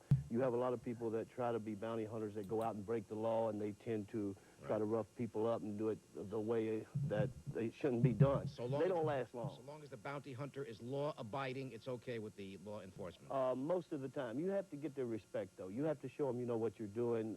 You know, if you don't, you got a lot of people running out here trying to do something they know nothing about because it's very dangerous, Joe. Every day you go out, you take your life into your own hands. You've got to be tougher than the criminals that you seek to capture. Yes, you do. You have to be a lot tougher and a lot smarter. Right. They're not too smart in the first place. If it was, they wouldn't be fugitives or criminals because... He should ask him, is wrestling fake? One day, I'm going to find them. I found everybody so far. I brought in... Is it really on the up and up? 1988. Talk to me, Dr. Many D. people think that bounty hunters are fictional characters, but we're finding out that they really do exist, right? Yes, they do. Matter of fact, I was voted as the top bail enforcement agent in the United States this year, and I'll probably win it again in '89. David, is it as glamorous as Robert De Niro makes him look in the movies, would you say? Or? You know, I watched that movie, The Midnight Run. Matter of fact, I was coming back a couple of weeks ago from Miami with a guy, and it was on the plane, you know, the movie. Yes. And the guy really got a kick out of his plane. I was like, his was pretty close. They had a lot of stuff in there that don't happen, helicopters, these gun scenes and things like this, you know, that don't happen. But he was pretty close to the track there, Robert De Niro. I really like the show. Have they talked about ham radio yet? Not yet. Incorrect Larry, by the way, is the guy who sent me this on one of the few who sent me, because somebody sent me this on X too, and I didn't. Most of them do. Most of them change their names. Really? They change their social security number. Really? All right, now I'm going to grab me a drink. Go ahead. I'll sit here and do this real quick. They always come back to the old grazing ground. Some way or the other, they come there. They either write a letter, they have to have money, they have to talk to somebody on the phone. And, you know, I had one guy that had 2 girls kidnapped for 2 years. Nobody could find these people. I'm sorry. I find this stuff fascinating, I located him personally. And to let you guys know, if you want to, we're going to be getting back into it here in a minute. I'll be doing something for Christmas here in a second, as soon as Aewful's back. And then we are going to You know what I think about you? I think that you could find have our big discussion about corny and anywhere. all I the can other find people them. who have Given said enough very time, I inappropriate can find words them. throughout the lives and years. breathes, you'll So find That's right. I will find stay him. One day when he tuned gets up in the for morning, that. he's gonna have a nice day. He's gonna go out and have a cup of coffee. But what he don't know is, don't forget, if you one want to give us a day, super chat, and you I'm can gonna do be that. waiting It'll on be him read when he out goes out on to air. get If it's his above car, when he $4.99, gets you'll his get a coffee, I'm gonna be soundbite. And waiting if you on do him. a tip, Or which maybe is at our the coffee description shop when he below, goes in to get the coffee, or while he's drinking the coffee. any Does it price help will to have be a tall? soundbite. 'Cause you- or- Well, yeah. it yes helps and no, you. maybe. Maybe it's good to be inconspicuous. Who knows? Who knows? Well, you have a few that try you anyway. Right. You know, but they decide real quick they don't want to try me. You're about 6'5"? 6'5", 270 pounds. Let me get a feeling. I'm about to show a videotape that I think has to be great to watch. Let me get a feeling first from Joel. Who Osborne. thinks Any who input thinks on he's this? actually Obviously, my guest 6'5"? is David Schultz. Does anybody one of think the he's actually biggest 6'5", attractions guys? ever in wrestling, and now one of the busy bounty hunters. Joel, what's your Who, feeling, Dr. your D? question or your comment? Well, I just Yeah, wanted to you think he's underscore actually there's a very 6'5", popular 270? misconception that bounty hunters are vigilantes. Right. Okay. Now, the term bounty. I love this hunter guy. is I love this misleading. guy. They are not vigilantes. They do not take the law into their Yeah. own hands. I They swear. work with the courts. They work with the ombudsman. They are accountable. David Schultz is a licensed private investigator. Who is this guy? Person is go in the street, rub a guy out, It's his agent, for no reason.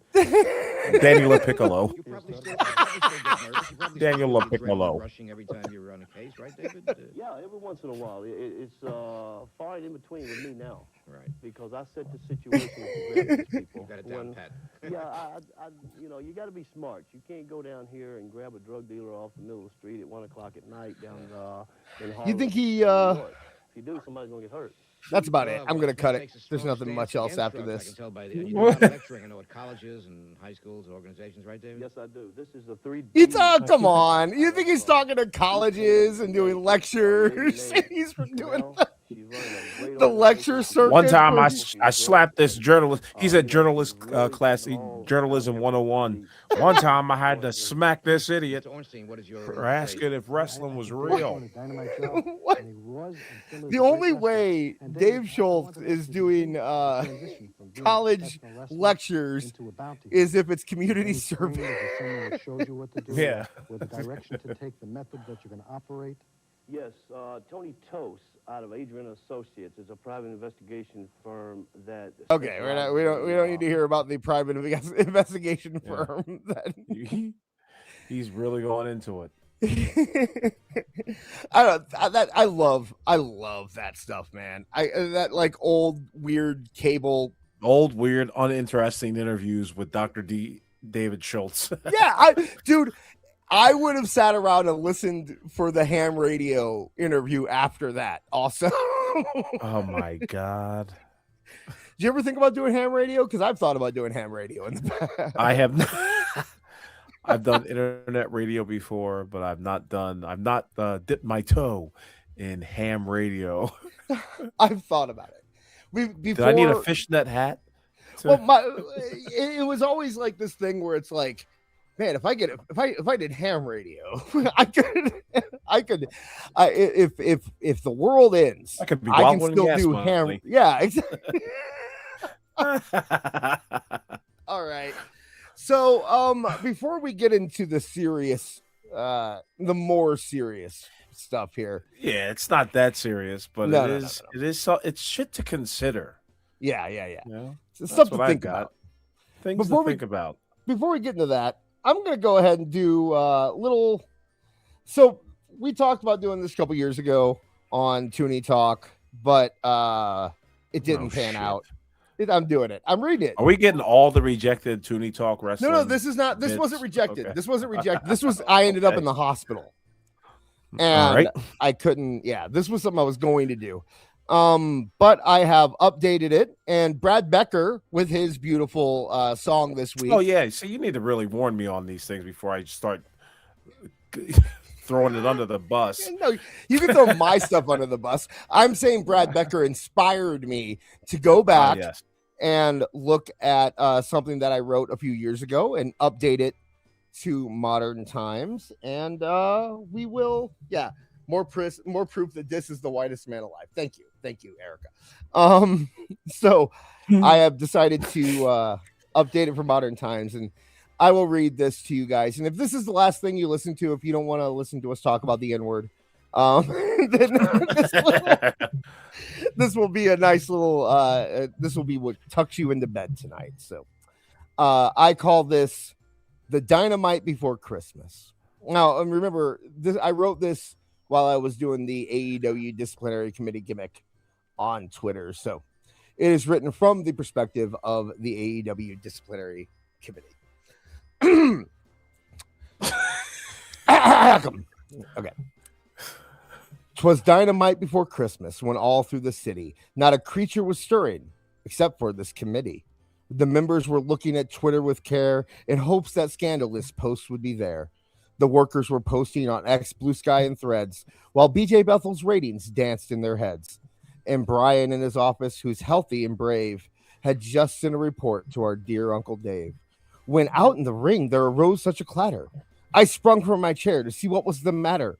Away to the hard cam. There's trouble, I'm certain. I grabbed the format and threw open the curtain. The reflection of spotlights on our unsold empty seats, which should all be full, but that bald asshole cheats. When what to my wondering eyes did appear, but our great leader Tony, with his face full of fear, with eyes so glazed over, looking pale and sick, in a half-full arena, yelling, "Punk is a dick!" More rapid than eagles, his toys they all came, and he wheezed and mumbled through tears to call names. Now Moxley, now Maxwell, now Mercedes Monet, oh Darby, oh Kenny, oh Young Bucks and Page, to the middle of the ring. Come help me, please. I just need to find someone who agrees. He sat in the ring, fighting hard not to cry, with Aubrey right there to wipe tears from his eye. It seems that on this day he finally knew everything haters predicted was all coming true. The ratings, attendance, it all is just proof. The tweeting, the mocking, they weren't just a goof. And I thought in my head and was turning around. As I thought in my head and was turning around, down the aisle, Chris Jericho came with a bound. He was dressed all in leather from head to his toes, and his breath reeked of White Claw. They could smell it for Rose. He said, "Play Judas," before he came to the back. I know this shit is real, but I have to get in my crap. His eyes, how they sagged. His wrinkles, how scary. His chest was so sunken. His teeth looked like Larry. His weird little legs were pale and thin. His hat with the words, "Make America Great Again." I'm sorry. I laughed at that one. I'm sorry. Where was I? Oh, there. He said out of breath, "Get up off the mat. I'm leaving, great leader. I think you should know that. Ozempic made me look 15 years younger, so I'm on my way now to get choked out by Gunther." So Tony sobbed more, mumbling to himself, "They're supposed to work here, not anywhere else. I brought CM Punk. It was me, not them. But they were buying his merch and they're cheering for him." He was pulling his hair. It wasn't a work. He just kept on screaming that Punk was a jerk. But then from the back, with a hurt neck and hurt nose, Bryan Danielson came, and the crowd, they all rose. He sprang to his boss, and he held him like his nanny. With a stroke of his beard, they flew. It was uncanny. But I heard him exclaim, ere he rose off the ground, for not helping, $5,000 fines all around. Brian said as Tony gave his favorite toy a kiss, "Merry Christmas from the guy you all call Akadis." Thank you. Oh, very nice. Very. Thank you. Okay. Yeah. I was supposed to do that. I was supposed to do that a couple years ago, but I was in the hospital, so I couldn't. But all right. Now we are going to talk about so thank you guys for indulging me so I could read that. I've been waiting. Indeed. For now it's forever on the internet. It is forever on the internet. Awful. And now it is time. Oh, there's more people. People are writing their own stuff in the chat. I appreciate you guys for nice sharing. But it is time to talk about what happened this week with Jim Cornette. And it really doesn't start with Jim Cornette. It starts it doesn't. With Mick Foley. So we're not going to get into the politics of it or anything, but Mick Foley this week. We can if we want to. We prefer not to, but if it happens to just slip out, so what? You know, it's no big deal.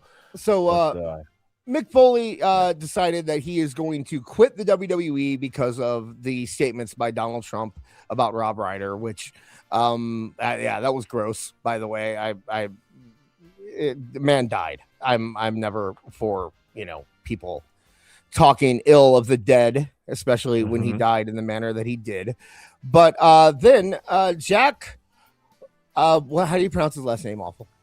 Jack Posobiec. Jack Posobiec. He is a political guy. He said a conservative political pundit who Yes. I've not really heard of. I don't know but much apparently about him. he's a big timer. So he had this to say. And he said McFoley is known for taking more hits to the head than any other pro wrestler. McFoley is also the most liberal pro wrestler. Draw your own conclusions.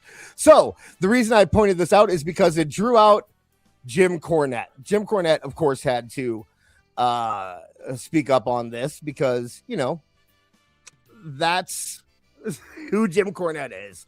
He couldn't leave well enough alone.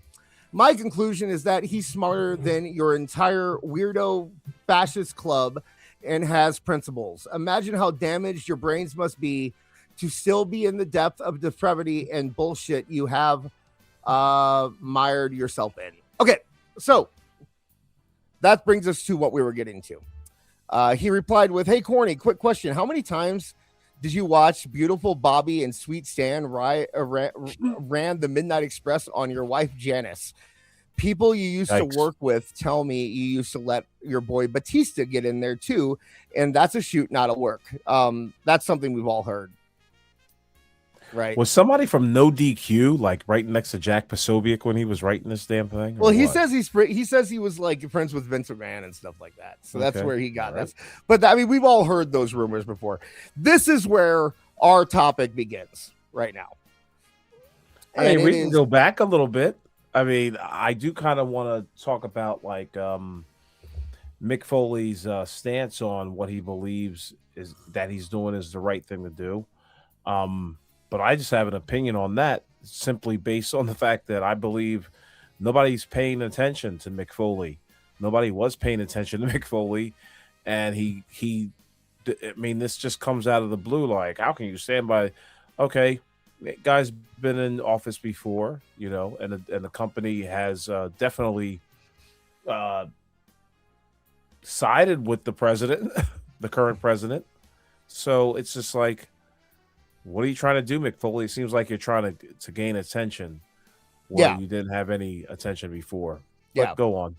So this led to this, which is Corny hasn't responded to this. He also hasn't responded to my challenge to face me on stage this weekend in Phoenix, Arizona.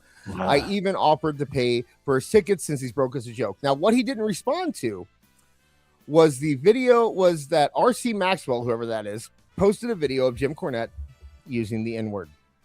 Right. So this is where our topic really begins here. Jim Cornette, for those that didn't know, he has used colorful language in his day. And our good friend Neckbeard here decided to he edited it up for us, or found an edited version. I'm not sure which one. And let's check out that video right now. Have Jimmy and pulled him out. It never lasts long. And so Brian Matthews, that's when Brian Matthews walks by and says, "What do you want me to do?" I said, "Get that." Whoa, when he saw it, when he heard it, I said, "Yes, that's right, goddammit, because if I see something make somebody mad, and it's somebody that I want to make mad, I will work on that point." But I wasn't even talking to him. I'm like, here's the show is falling down around our ears. There's big fights going on. What the fuck? Matthew says something to me. I say, "Get the fuck." Well, that goes from there. I said, "Fine. Fuck you. You. I guess you another one around here." Etc. Etc. Fucking drag him off. Security guards tell him to go to his room. Boy, isn't that great? When you get dragged out of a wrestling match by the cops, you usually go to jail. But when it's on a college campus, they tell you to go to your room. You get punishment. I bet he had to go to bed with that dessert too. Okay. Okay. So, the words that were bleeped were the N-word. It is not something that we can say on Twitter. Please, chat. Don't go using that word. Yeah, that's what he was saying. He openly and as I said in the group chat, that man's saying it with his gut. Like, it's not like he's like looking around and seeing if he can. You know what I mean? Like, it doesn't look like he feels any shame in it, right? Mhm. Like I'm not saying, and I am not a What person, are you saying, this? I'm saying that I'm not a person who can speak on this, and I want to get your your thoughts. Hey, everybody. This is kind of really simple to tear apart here. Jim Cornette, a man who has spent the better part of the last 2 years and longer, of course, but we're just talking about the better part of 2 years, maligning so many people in his wake, up to and including the president. Let me say, for everybody wondering, I don't give a damn about, really what the president does. I didn't give a damn what Biden really did, or Obama, or Trump, or Bush. I mean, at least not publicly. I'm not going to express those thoughts. And But I will do say, think that we are I think that Mhm. we are both in unique positions where we are far enough away from big cities where the president affects us far less than a and we lot of see a lot of less of the pushback that Yeah. goes on. I don't see no fucking both no matter who it is. protest. Yeah. Yeah, I mean, No matter who I it really is. don't see that. I mean, I kind of live my life. But yeah, I've seen Jim Cornette talk about, Donald Trump for a long time. To the point where I used to listen to Jim Cornette, and every time he would have some sort of political, ranting, I'd have to turn it off because it's just, it's not interesting to me. And I hope that, what I'm going to say is at least interesting enough to be considered. We just saw Jim Cornette use the N-word 4 times. Okay, we bleeped it out, to guard, not to really try to offend. Actually, Jim did more of an offense than we could have ever done on this show. But it really strikes me as funny. I don't give the word a lot of power. Obviously, Jim Cornette thinks the word is powerful enough to believe that he should go on, continue using it whenever by his words, it plays on somebody's anger, essentially. But I've not once seen any video evidence or any photographic evidence or any audio evidence of the people who he's maligned or said some cross things about, maybe some spurious things. I haven't heard them on camera using the N-word quite as profusely as Jim Cornette, and it kind of makes me laugh, because just like, why is it that guys like, Jim Cornette, Excalibur, and allegedly Jim Ross, why do they get to use the N-word, and continue to make a living in pro wrestling? See, that's my question. I mean, it Bill Watts didn't really have people talking about it until after he was out. I'm trying to think of who else I can think of. I mean, I'm specifically trying to think of people that didn't have any kind of blowback about it. I mean, there's obviously Vince McMahon, who freaking said it scripted on television, but I don't know if I don't know. I'm 50-50 on that. That's not my place to decide if that's okay or not. I mean, two of these guys are on tape saying the word. Two of them. The two people that I mentioned, Jim Cornette and Excalibur.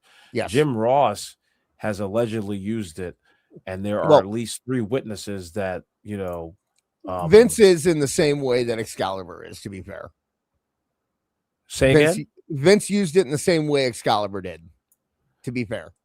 They did it on television or on tape for storyline, So, oh, you got to be kidding me. One used the hard R and the other one used true. the A. That is true. Now, that is now true. listen, That is true. listen.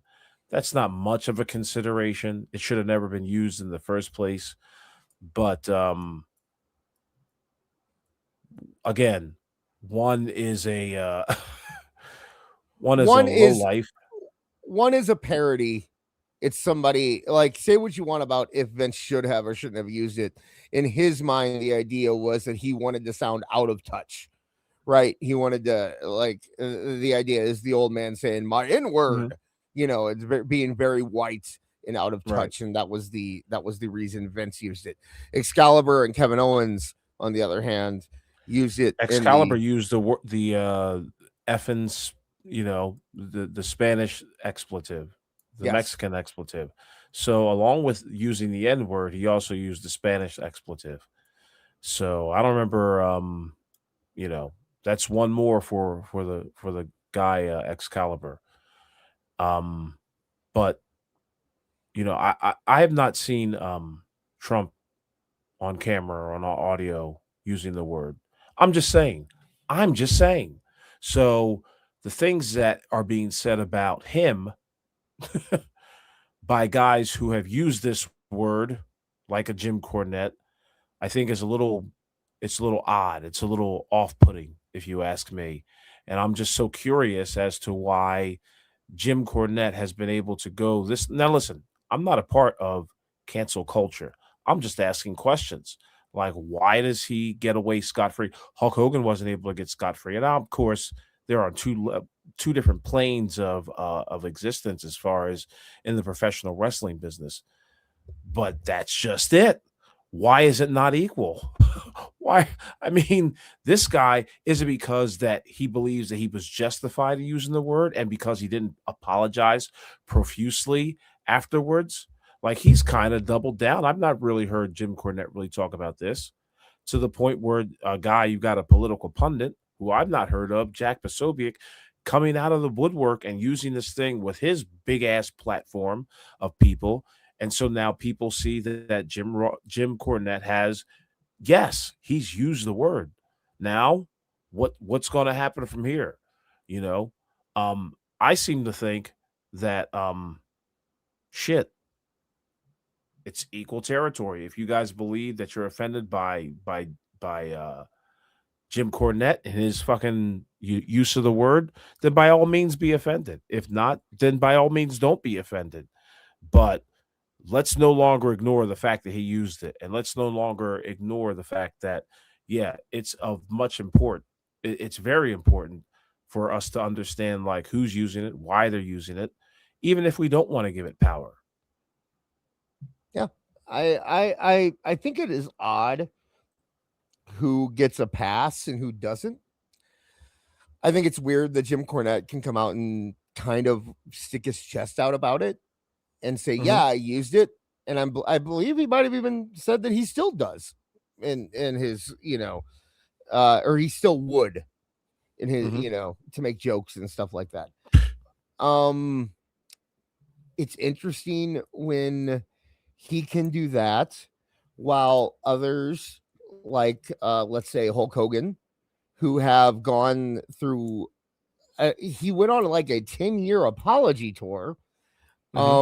He found God. He did a bunch of charity. He apologized to a lot of people privately. And apparently that wasn't enough. But a Jim Cornette or, Excalibur, who I know Excalibur has never publicly apologized. He said that he has provided apologies privately, but he's just excused. We can talk about the Young Bucks using homosexual slurs. We can talk about the Briscoes. Why is it that Jay Briscoe could never be on TV for using it, but the Young Bucks were fine for using the F word? The F word, yes, not the N word. He didn't go that far. It's just who is okay to use it and who isn't seems far more to have to do with who your friends are and or who your politics or whatever, and far less about if you really are sorry or if you've really done enough to make up for it. Right. Like, I think Kevin Owens has done enough to make up for his use of it. He used it. He was told to use it in the storyline. He used it in the storyline. He has come out multiple times publicly and said that it was a bad decision that he made when he was young. He's apologized, profusely, and that's it. And I think that he has paid his pittance. I also think Jay Briscoe did. I also think Hulk Hogan did. Excalibur, who every time he's asked about it says, well, I made my privacies, or I made my apologies private. I made them in private. It's like he was the booker at that time. It was his decision to use that word. He was the only person. Him and Super Dragon were the only people who were like, the end of the last voice on that decision. So why is it that it's okay that he didn't come out publicly and apologize? Why is it okay that he made his apologies privately? And I know Human Tornado has said since then that he didn't hold anything against Excalibur. He also pushed back against Dave He was Meltzer. the one who had the word used against him. Yes. Human Tornado, Yes. another wrestler, black wrestler. Go ahead. He has pushed against the idea that he knew it was coming beforehand, because Dave Meltzer put out there that he's like, well, it was Human Tornado's idea. And he's like, nah, it wasn't my idea. He said that to Beard, actually, in the chat. Excuse me. So it's a weird thing, and it a lot of times I can't figure out if it goes back to either who they are aligned with or if they write the checks. That's what I'm wondering. It's like Jim Ross never wrote the checks, but he might as well have, right? He was in charge of who, he had a big say in who worked there and who didn't. If what was said about Jim Ross by Devon Dudley, by Maven, by R-Truth, I just happened to see that one video of R-Truth talking about Jim Ross. If he used his power of prejudice to keep these guys down, that is the definition of racism right there. Using your position of power to keep somebody who is of a different nationality or racial structure than you are. Yeah. And that's true racism. And if that's the case, then Jim Ross is a racist. See, I don't know if I can go so far as to say that Jim Cornette is a racist, but I will say that he is bigoted, which I think is just as bad. So I'm not saying to not trust Jim Cornette's fucking wrestling acumen, but as far as like him disparaging others or trying to give somebody a bad image or a bad name, like those days are over, my man. You use the N-word profusely, you put it out on tape. Like, sure, you cannot care what people think about the whole damn thing. But the bottom line is just like, you're the pot calling the kettle black, and you're no better because you've used it and not apologized, and because you think that there's somebody out there who's more evil than you are, doesn't justify your means of using it, and it just doesn't justify how you should just disparage others because of that. And we've all heard Jim Cornette disparage not only guys like Trump or just wrestlers in general. Okay, that's fine and dandy, but you can say Hogan. You can say Hogan. Yeah, he did to Hogan. Travis. I mean, look what he did to Travis. Yeah, and now you're gonna have to really answer to what what you preach. I'm sure when Floyd died, you had a few tears drop for him. So I mean, like, what gives? Are you one of those white guys that are just like, well, some of my best friends are black? Yes. Like, still doesn't justify you using the word. Jesus. First off, I want to say, I want to give a lot of props to our chat for being mature about this and for talking intelligently about it, and not, there's no one in there that's just out there, like saying, this is right and this is wrong and yelling at each other or anything. They're all being very mature and respectful, and I appreciate that. Here's where Would you think they were going to like go all crazy or something? I've been in a lot of YouTube chat rooms, and I've seen, what this kind of This conversation. isn't goddamn blood sports either. I mean, this is just us being real. Hey, I can compliment our chat. I notice a lot of sure, absolutely. And they should be complimented. But at the same time, just because Jim Cornette is who he is, and he's seen as some sort of feared, respectable person in the internet wrestling community, doesn't take away from the fact that the man's used the word. And yeah, he does, in my eyes, have a certain type of respect lost for him because of that. Now, am I going to say like, don't listen to the man or whatever because he's racist? I'm not really going to peddle that. I'm just giving you what I think about it. Like, yeah, Jim Cornette, you've been outed. What can be said? Okay, as a white man, I have been in a lot of situations. I very rarely, as the white man who will talk second, as a white man, finalize the point, who will explain to Aewful what is going on here. White explain to me. Yeah. Go ahead. I have said before that there's very rare times that I've actually been in a situation where people openly would come to me and just talk racist. Like, how in movies every once in a while it's like the black guy leaves the room and then the white guy turns to the other white guy and is like, oh, look at that N-word. And it's like, and they just talk like it's completely normal or something. Thursday for this. That's never happened. Okay, to say it's never happened is crazy. It happened a couple times in high school with really dumb kids.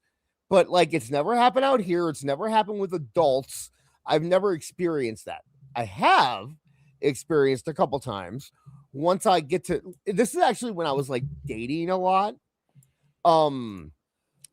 Like once I would get to, there were two women that I dated, and once I got to know them, they did the line. And I think this is where Jim Cornette comes in. And I think this is like, if I had to guess, this is where Jim Cornette lives.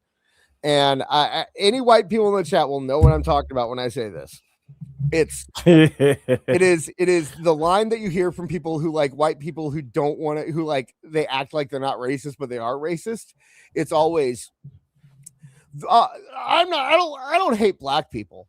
There are black people, and then there are N-words. Okay. And I mean, white people can be N-words. Mexican people can be N-words. It doesn't matter. So they're doing Chris Rock's routine. Right. They think that it's okay because they're saying, no. There's plenty of, I like black people all this. I like Anthony Anderson. I like, right. I like Jamie Foxx. Yeah. I like Jimmy Louis Armstrong, Jimmy JJ Walker. I'm a big fan. But there are N-words, that I think that is where Jim Cornette lives, if I had to guess. So that's why he thinks it's okay for him to use the word. It's because he's saying, I don't mean black. I'm talking about the way they're acting. I'm talking about the way that they are, that's the mindset. And I don't know where they get this mindset that it's like, there's black people and then there's that. Because there's regions of the country where they still have the culture of bigotry. I'm willing to accept that in the country. What I'm perplexed about is how the Jim Cornette thing isn't new. Obviously, that was taken a long time ago, and it seems to rear its head every few years. But this is probably the biggest time it's reared its head because it's been it's been promoted by a political pundit who has a large, gigantic following. I don't even think it's still as large as what Jim Cornette has, but even still, it's out there where casual people know it. And it could be one of those things where Jim Cornette really can't leave the bubble he's in now because of what has transpired, it could hurt his local. Well, never mind. I take that all back because they're probably using it down there too, like in commercials. Like, yeah. So, you never know. But ultimately, commercials. yeah. You know what, dude? True story. True story. I was driving. Where are white people and buy furniture? I was driving from Texas to Missouri. So I was going through Arkansas. Okay. And I got up into the mountains of Arkansas, the Ozark Mountains. And we get into this county, and there's a sign, a billboard. Okay. And it has a guy in a KKK hood on the billboard. And it's like, tune in or wake up, white people. It had a website, and it's like it was about their podcast, and it was like the truth for white people, and it was so like I saw a KKK billboard telling us to listen to their podcast. 92.3 WKKK. In the middle of Arkansas, and I'm just like, wow, okay, I've never seen that. And I mean, that's when I had been living out here for about 3 or 4 years, and even I was just like, wow, I could never imagine someone would be able to get away with that. But I got a lot of weird looks in that town. Like we had this because that was a pretty big county. I'm sorry. It was quite a tan there, boy. It was a pretty big area, and we had to stop because my nephew had to use the restrooms. So we stopped at the rest stop, and like they all I think it was more just because I was like from out of town. Like I had Missouri license plates. I clearly was a tourist, and they, I guess, didn't wore your Public Enemy jacket. I might have had my New Day shirt on. Actually, that was around the time I might have had my New Day shirt. Imagine getting your ass kicked by your own people because we wore a New Day shirt. God damn!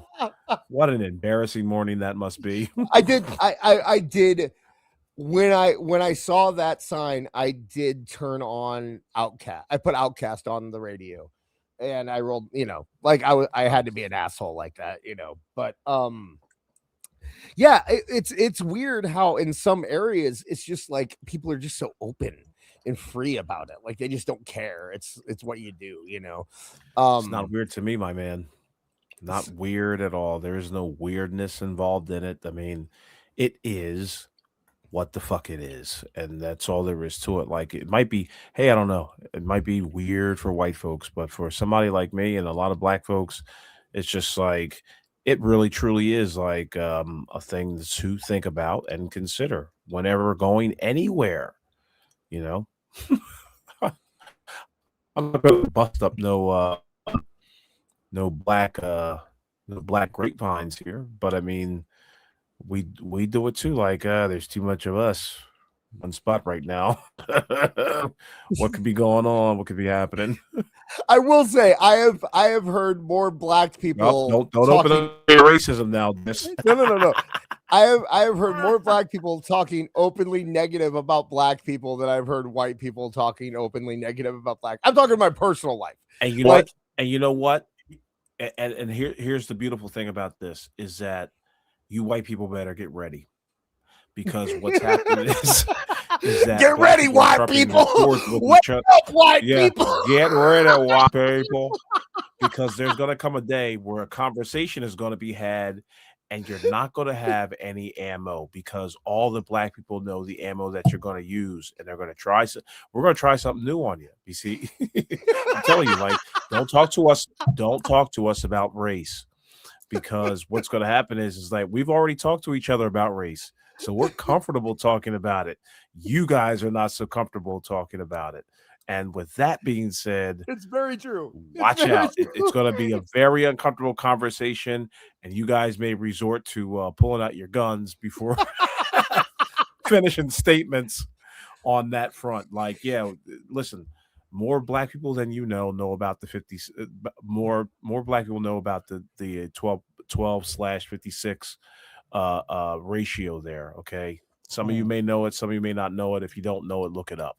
But yeah, a lot of people know. A lot of black people are kind of fatigued as well. So you know, but when it becomes an issue as to like how to stop this, you white folks better get real comfortable with this. You're probably better off. You're probably better off admitting to your racism to a black person, because a black person is more likely to respect a white person who's racist because at least they're giving it to them raw, like they're honest, like, you know what, I don't like you, boy. You gotta be careful. Be Bitch, I careful don't with like that. you either.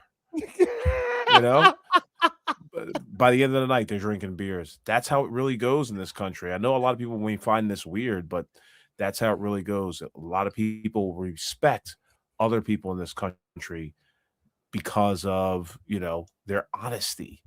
And when you're honest with one another, you can talk about certain things like, that a lot of people don't talk about. But that shit's got to become, it's got a gay mass appeal. You know what I mean? Like, and you can't have dummies really controlling the narrative. Like right now, it's like the groypers who are really trying to control that whole talking point of like white honesty and, white freedom and all that. Like you guys need a better class of of propagandists when talking about that shit. It's not that I can't say that they're wrong or right or anything, but it's just like, yeah, you guys are getting flamed in the mass media. If you want to talk that talk, you got to be able to overcome big brother mass media. And once you can do that, then maybe you can talk to black people about, racial issues and all that. Okay. But, so yeah, sorry. I know. I've gone off the beaten path. Let's bring it back to wrestling. Sorry, guys. So the whole idea of what we're talking about in wrestling specifically is, what is it about a guy like Jim Ross or a guy like Jim Cornette or Excalibur, why can they say these things and still get work, still have prominent positions in the business, and still have, get good reactions from crowds? Mm-hmm. When you look at people like I mentioned Hulk Hogan earlier, Brian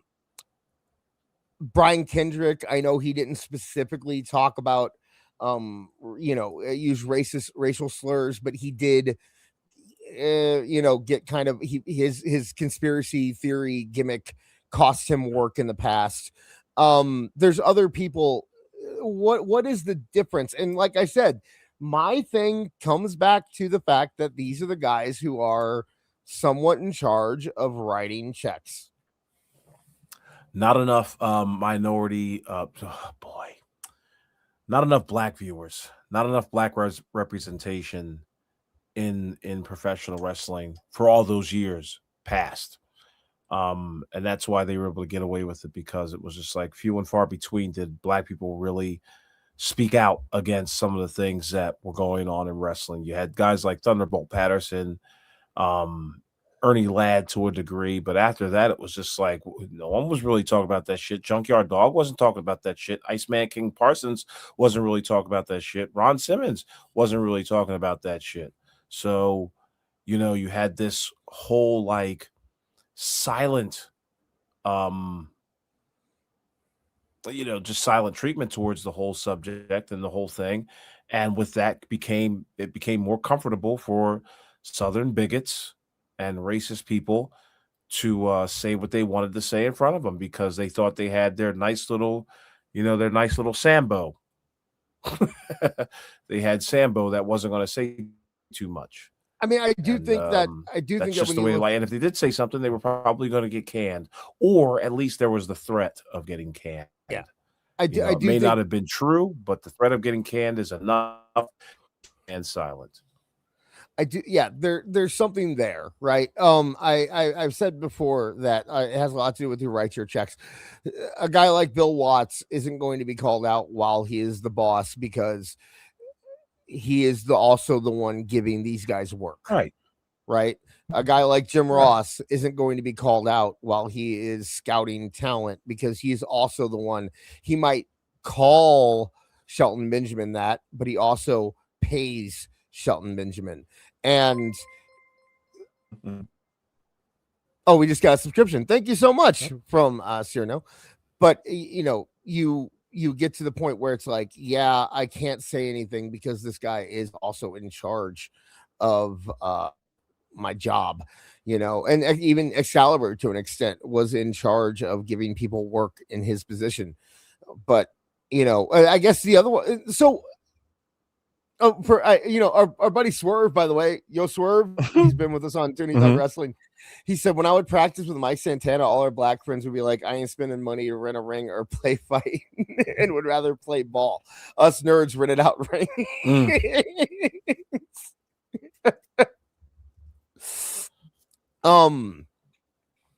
Yeah, that's how it goes. Yeah. But it is, like I said, I think it's a lot to do with you can't speak out against the people who you rely on for your job. Michael Hayes was never in a position, no matter how strong he was in the company, where he was really deciding who gets the work and who doesn't. So maybe he's the safe one that everyone can talk about, right? Because that's the one we heard about forever, right? Was Michael Hayes. That's what, and I think we thought that now I'm starting then we come to find out it wasn't Michael Hayes. Right. It sounds like it was Jim Ross. And that, or at least the Devon stories were Jim Ross, and the Maven stories were Jim Ross. Oh. Well, I mean, the other guys haven't come out and said that it was Jim Ross. It was just Maven. Right now, it's been Maven and Devon. Hold on, my friend. R-Truth from Killings. R-Truth, Ron Killings is on record as saying Jim Ross, treated some type of way. Oh, was this back when he was in TNA? Was that what back when he was in TNA? Yeah, I believe so. Yeah, go for it. If you want to bring it up. So yeah, a lot of his gimmick in TNA. I'll talk while you're doing that. A lot of his gimmick in TNA was based on like exposing Vince McMahon and Jim Ross and WWE. He made an entire rap album about how much he hated Jim Ross and Vince McMahon. Actually, I remember he was selling it outside of the TNA. What was the fairground called back then? It wasn't I think Asylum, or maybe it was the Asylum, because the Impact Zone was in Orlando, so it was the Asylum. He'd sell his CD outside the Asylum, and it was all about how Jim Ross was, or how Vince McMahon and Jim Ross were racist. So he rapped about it. I remember that, and I mean those were half of his promos when he was coming up in TNA. All right, I'm gonna share the screen here. Try to blow it up. All right. I'm going to play it now. Let's hear what he has got to say. Jim Ross and Bruce Pritchard were the only two guys in this sport that ever told me that wrestling is still a white man's sport. Really? Yes. How did they even bring that up in conversation to you? Well, Jim brought up in conversation when I was going to sign a developmental contract with him. It was like, wrestling's still pretty much a white man's sport, But with any great team, if you got a basketball team with all white guys, you got a Michael Jordan on the team, Michael Jordan's going to stand out. So who wants you to be out Michael Jordan in WWF? Ah, shit. You cleaned that up real good, Jim. Yeah, I like that. Well, why do you think he even brought that up to you? Probably the racist is here. What was your reaction when, you're sitting in Jim Ross's office and he said something like that to you? My honest reaction is it is weird to see somebody that's working for a company that's made such headwaves and elevated wrestling and sports entertainment to its speed, to have somebody in that corporation to speak like that. Jim Ross and Bruce. All right, there you have it. In the chat, someone said that man, people in the anyway, in the chat, people are saying that R-Truth was a hard sell. Ron Killings was a hard sell back in the day. I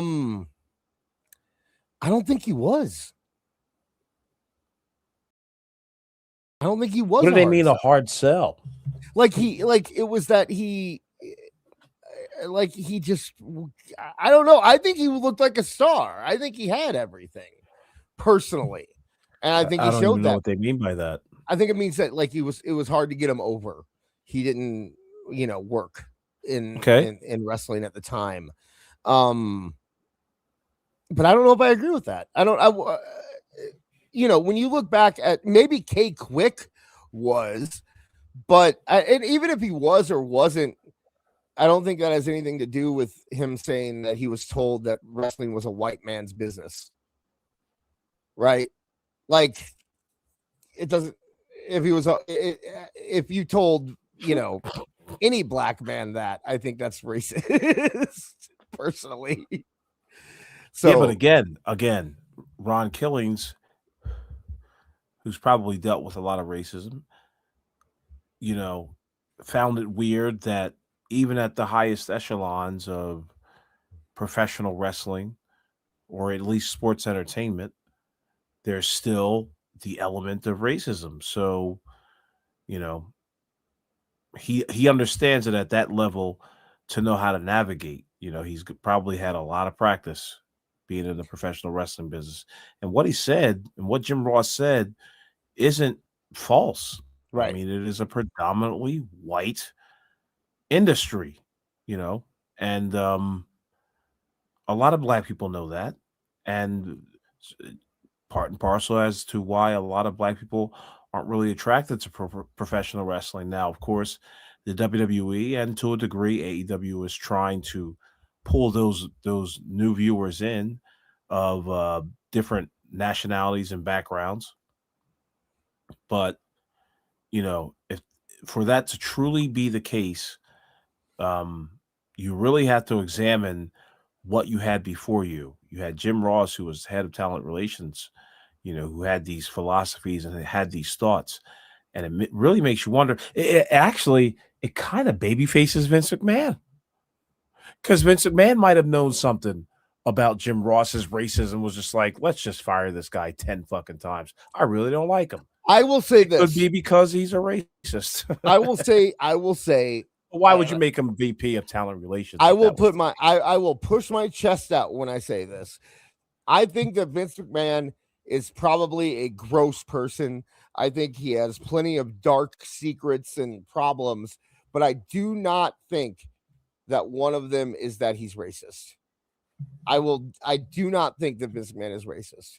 I think that Vince McMahon actually has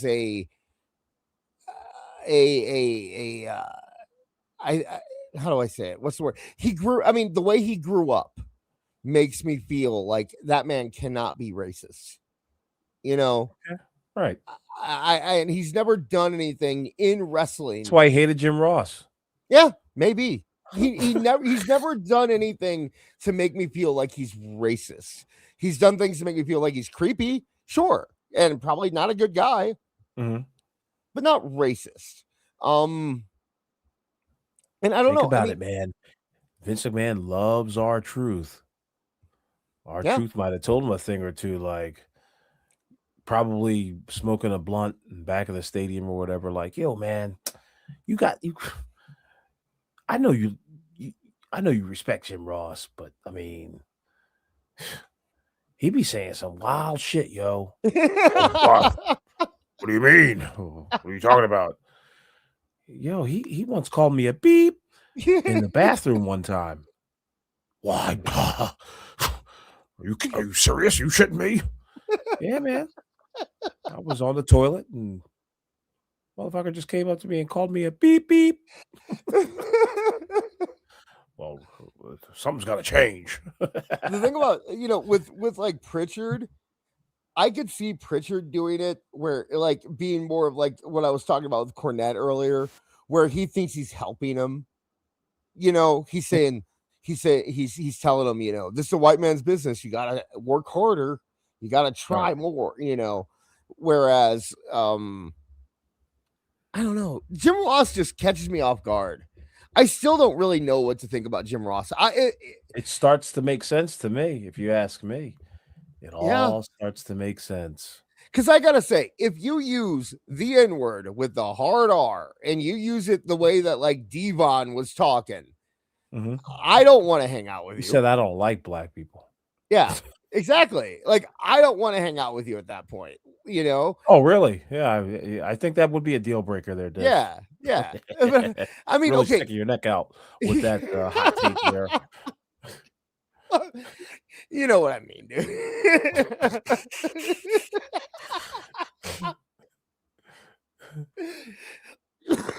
So not cool. It's not cool, man. No, I just like I like if there is a thing where you look and you go, okay, the guy's 90, he's from bumfuck Kentucky. I don't want to be around him, but he's not hurt, just whatever. I don't care. But like Jim Ross was in a position of power. He was making decisions. He was using this word when he wasn't 90. He was apparently using it when he was like 50, and making decisions based on this. And it's just like, it's such a weird. Doesn't really see the light of day, ultimately. Yeah. Like, when Devon brought it up, it wasn't even really a news blurb. And Devon didn't even want to say it. Devon didn't even want to say it. Right. It was Maven who made him, who like put the word in his mouth. Oh, yeah. And then you had the look by Bubba Ray Dudley, like, should we be airing this? Are we letting the cat out of the bag? That's what I'm saying. Like, there was a lot of body language happening just in that small clip of Devon really kind of exposing it. But I gotta say, go back to the 90s. I bet there's a lot of those guys that were pretty racist when you think about it. I'm sure. Especially in the WWE. Well, I mean, especially in the WWE and WCW. Maybe not so much on the lower levels in the indies. I doubt there was a lot of racism going around in ECW at the time. Right. But yeah, when you look at like, I bet that word was thrown about pretty commonly in that era. And I bet that Booker T had to work. He had to deal with a lot of stuff. I mean, when he came in and like, remember he was in chains when he came in. Right. So I don't. LK in the chat said it's because JR is associated with AEW. The jerseys and bloggers and YouTubers aren't going to say anything negative about it. Well, this goes back before that though. People were already not saying it. People were already not talking about it before that. It just happens that all the racists ended up in AEW. Right. Yeah. Well, no, Michael. I mean, if you believe the Michael Hayes stuff, he's still there. If you believe the Bruce Pritchard stuff, he's still in WWE. Right. There are people who claim that Triple H is the most racist. Remember, he has that triple K. People call him Triple K.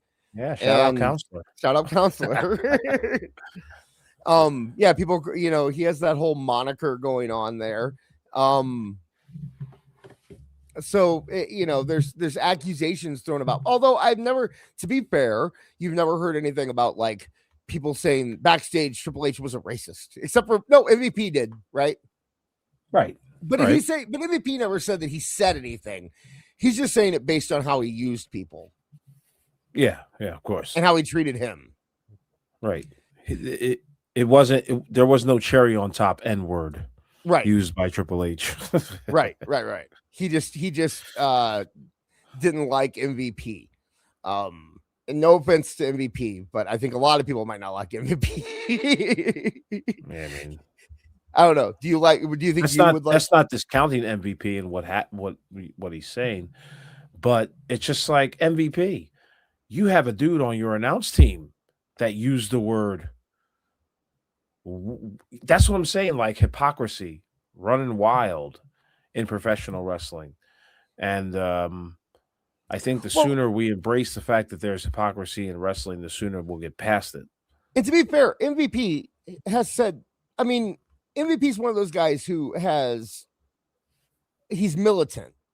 You know what I mean? Okay. Like he has come out and been very vocal about his race and where he thinks he was wronged and how he's blatantly said he doesn't like white people in general, right?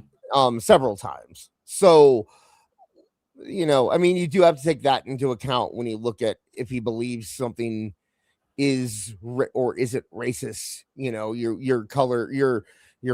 Your opinion will be colored by your background, and MVP has a background that has given him that perspective, I guess, where he just does not like white people and does not make that a secret, apparently. So he likes Tony Khan, apparently. I don't know what Tony Khan did that made him like him so much, but he loves Tony. Tony Khan is Middle Eastern. That's true, isn't he? Yeah, he's Pakistan. I mean, he's white facing though, right? He's like Hassan Piker. Like he gets away with being white. He's accepted as white. So, you know. So as I said, Tony Khan is Middle Eastern, and no amount of coloring from this or anybody else who happens to be white will make him non Middle Eastern. So why is that true about Tony Khan, but not about Asians? What do you mean? I mean, Asians are always grouped in like what they're white adjacent. Like that's the word you always hear, white adjacent when they're Asian. No, that's what you guys be saying. Okay. I want to make sure. That's because I thought that. I don't know. You say you guys, White by the way. That is not me. What the hell? You know, what in the trigonometry is this? It's white adjacent. Asians are white adjacent. That's what, you know. It's funny. They're not allowed in Harvard anymore. So is that to say that they lean towards white culture more?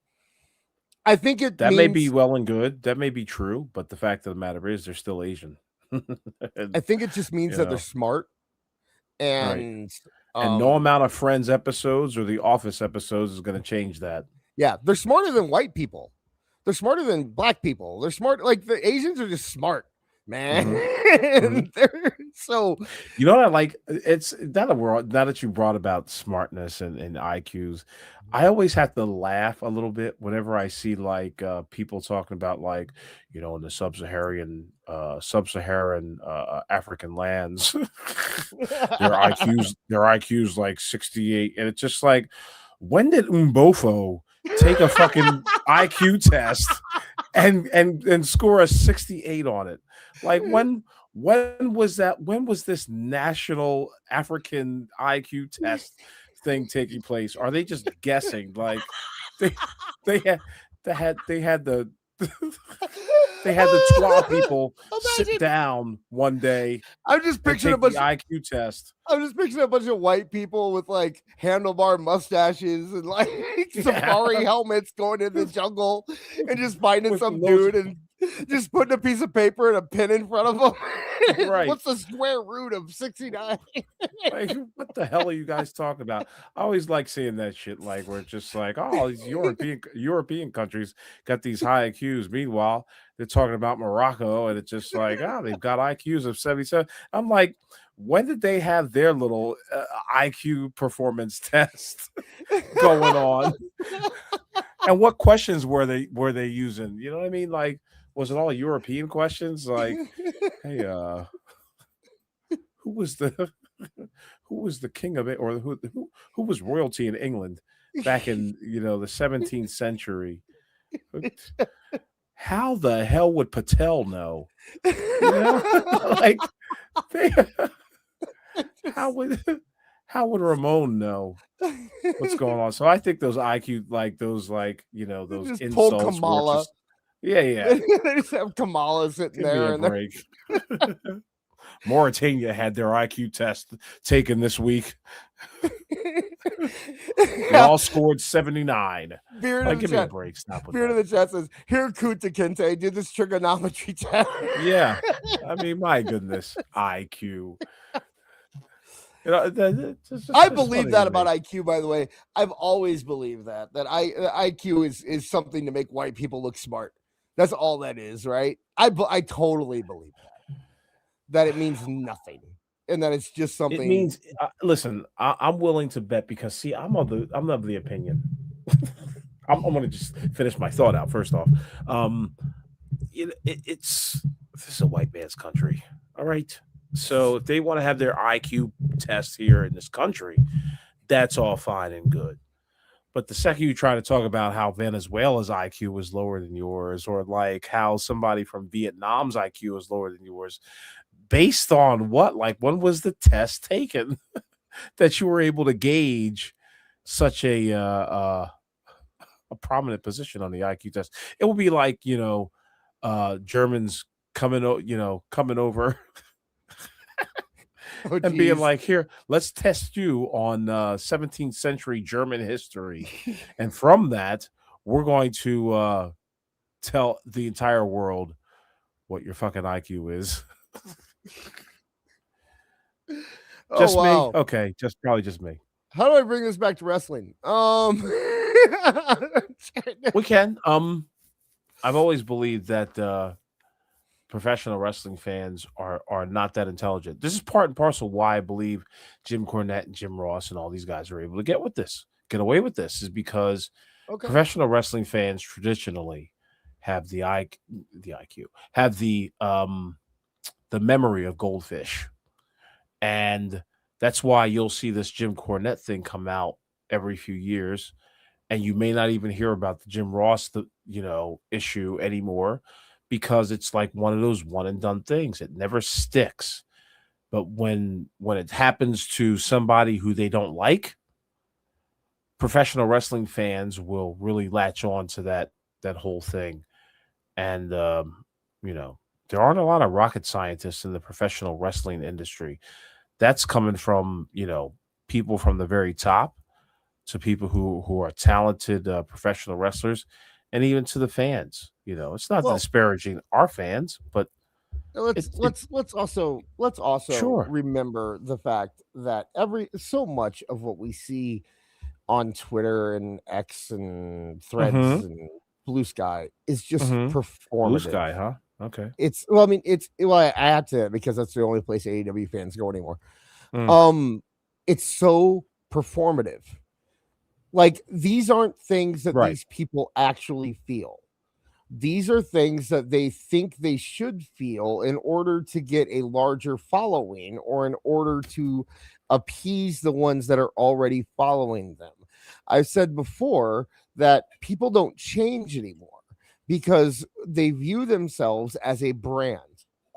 Everyone online, whether you like it or, not everyone, most of the people online, whether you like it or not, when you post on X or anything like that,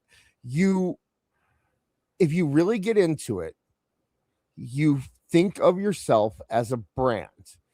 And when you think of yourself as a brand, it doesn't There are some become, brands that I know that suck. yeah, it doesn't become about trying too hard. It doesn't But I become digress. it doesn't become about having to, wanting to learn and find information and be honest and converse. It becomes, what can I say that will grow my brand while also appeasing the people that already follow me? Everything is about that number. Everything is about getting that number to be bigger.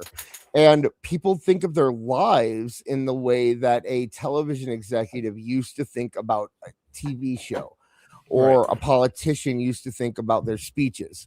Now, a lot of people's lives are brought down to just that. And because of that, they don't open themselves up to learning and growing. And they end up with the same perspective and mindset they had when they started the account, which may have been when they're 19, 18, 17 years old. So you have 40-year-old people who are just stuck in this perpetual 22-year-old area, where no matter how much they are told something different, or how much people try to teach them differently, they are just stuck where they were when they created that account. And because of that, you aren't dealing with real people. Half the people, if you go online and you're trying to explain to people that AEW is bad, it doesn't matter. These people don't think AEW is good. They know that their account thinks AEW is good, so they have to stick with that.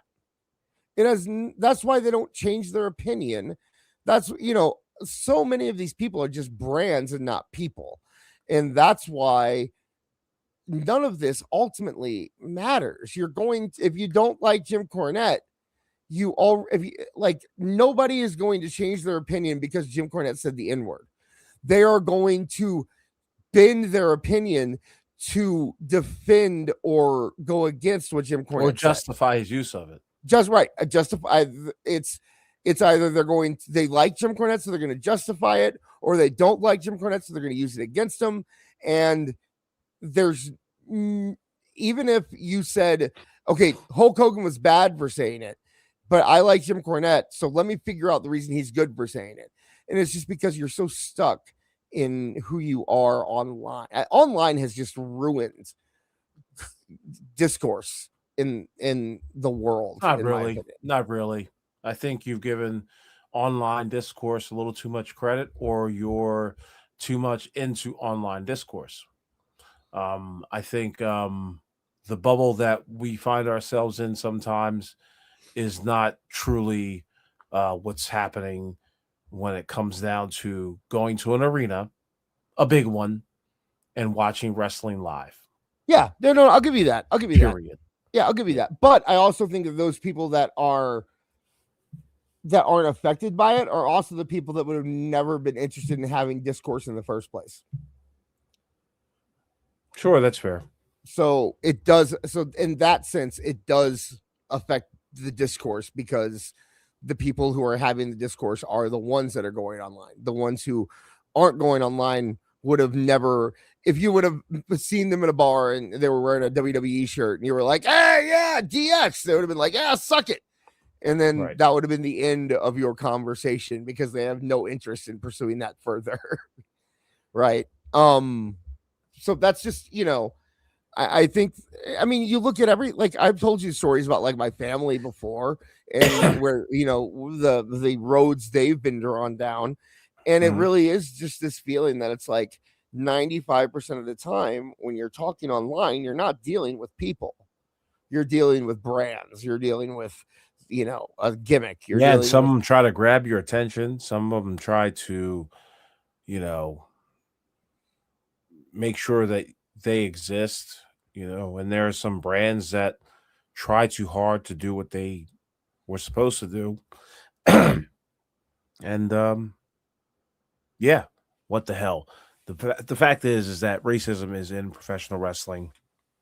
It's always going to be in professional wrestling until there's real honest discussion about it, and the power of all sorts of racism, any sort of slur or whatever, is kind of taken away. Now, of course, professional wrestling is one of those industries where it's just like it attracts the lower, listen. Yeah, fuck no, it does. You're right. It attracts the working man, the common man, the proletariat, the masses. And so in that is going to be an underbed of racism. And until things change, obviously, it's always going to be there. Again, I'm not going to be bothered by it. I'm not bothered by it. I just simply ask questions like, just so very odd how, we're told that some people are racist, but there's no shred of evidence of racism toward them. But then there are other people who claim that they're holier than thou, and there's a whole bunch of shit that's online about them that proves that they're a piece of shit. That's all. And what fascinates me more, and we are closing this up, but the concept that, did you say thank you? I said indeed. Oh, okay. I thought you said thank you. I'm sorry. I'm sorry. The thing that I find fascinating is the people who go to great lengths to try to make amends for what they said, and it's impossible for them to be forgiven, while others don't have to even try to ask for forgiveness, and they're never giving any problems in the first place. That's what really makes me feel that it is very disingenuous a lot of the time. Sure. I mean, I like Mark Henry, and I don't want to speak ill of the man, but I do think it's weird that we're hearing this stuff about Jim Ross, and he spent all those years bad-mouthing Hogan, including after the man was in the ground, and yet I haven't heard him say a word about Jim Ross or Michael Hayes or any of the other people that we've heard in power may have these feelings, right? And I hear him say it. That's why. Right. Yeah, but you didn't. That's all there is to it. Yeah, it really it is. I didn't hear him say it. Hogan got recorded. He's the one that get. But what about Cornette? I have not heard Mark Henry talk about Jim Cornette. Now maybe I'm wrong, but I don't know, because we've heard We're dynamic. it is what it is. Just like we said. I mean, I'd like to not really discuss it any further because only because I'm not a big fan of Jim Cornette. I have no idea who Jack Posobiec is. But what went down this week is it's very just odd to me how somebody who's very popular in the internet wrestling community has been exposed as a bigot and not much came out of it. That's all I'm saying. It won't bother me next week. Didn't bother me this week. I'm just so curious as to why these things happen. That's all. Yeah. That's what the show is us exploring fascinating topics. And, that's what we did. I think I agree with you. I think it is fascinating. I've listened to a couple of podcasters whose names will not be mentioned, but I listened to a couple shows in which they talked about this very same topic. It was very difficult for them to discuss. Very, very difficult for them to discuss. Really? Yeah. I think we did okay. Because there's a representative that can really speak openly about it and honestly without having the guilt of being like, I don't want to offend anybody. I appreciate that compliment. Thank you, Aewful. You're talking about me, right? You're talking. I'm the no, you idiot. All right. Well, thank you guys for hanging out with us. It's late. I am about to fall asleep, so we gotta bail. But I do appreciate every single person that hung out with us tonight. Aewful, what do we gotta plug?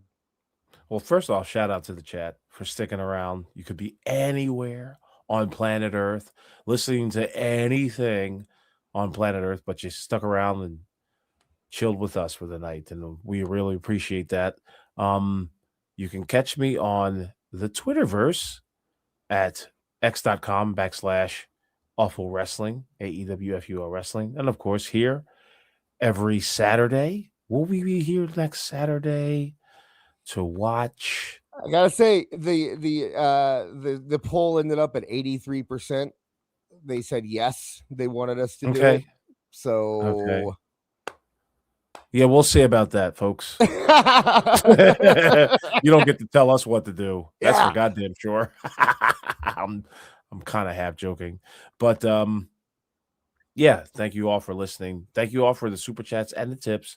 Thank you guys for really sticking in there with us and believing in the content we're doing. We're just trying to talk to you, you know what I mean, and have fun doing it. I know this particular episode was kind of light on the ha-has, if you ask me.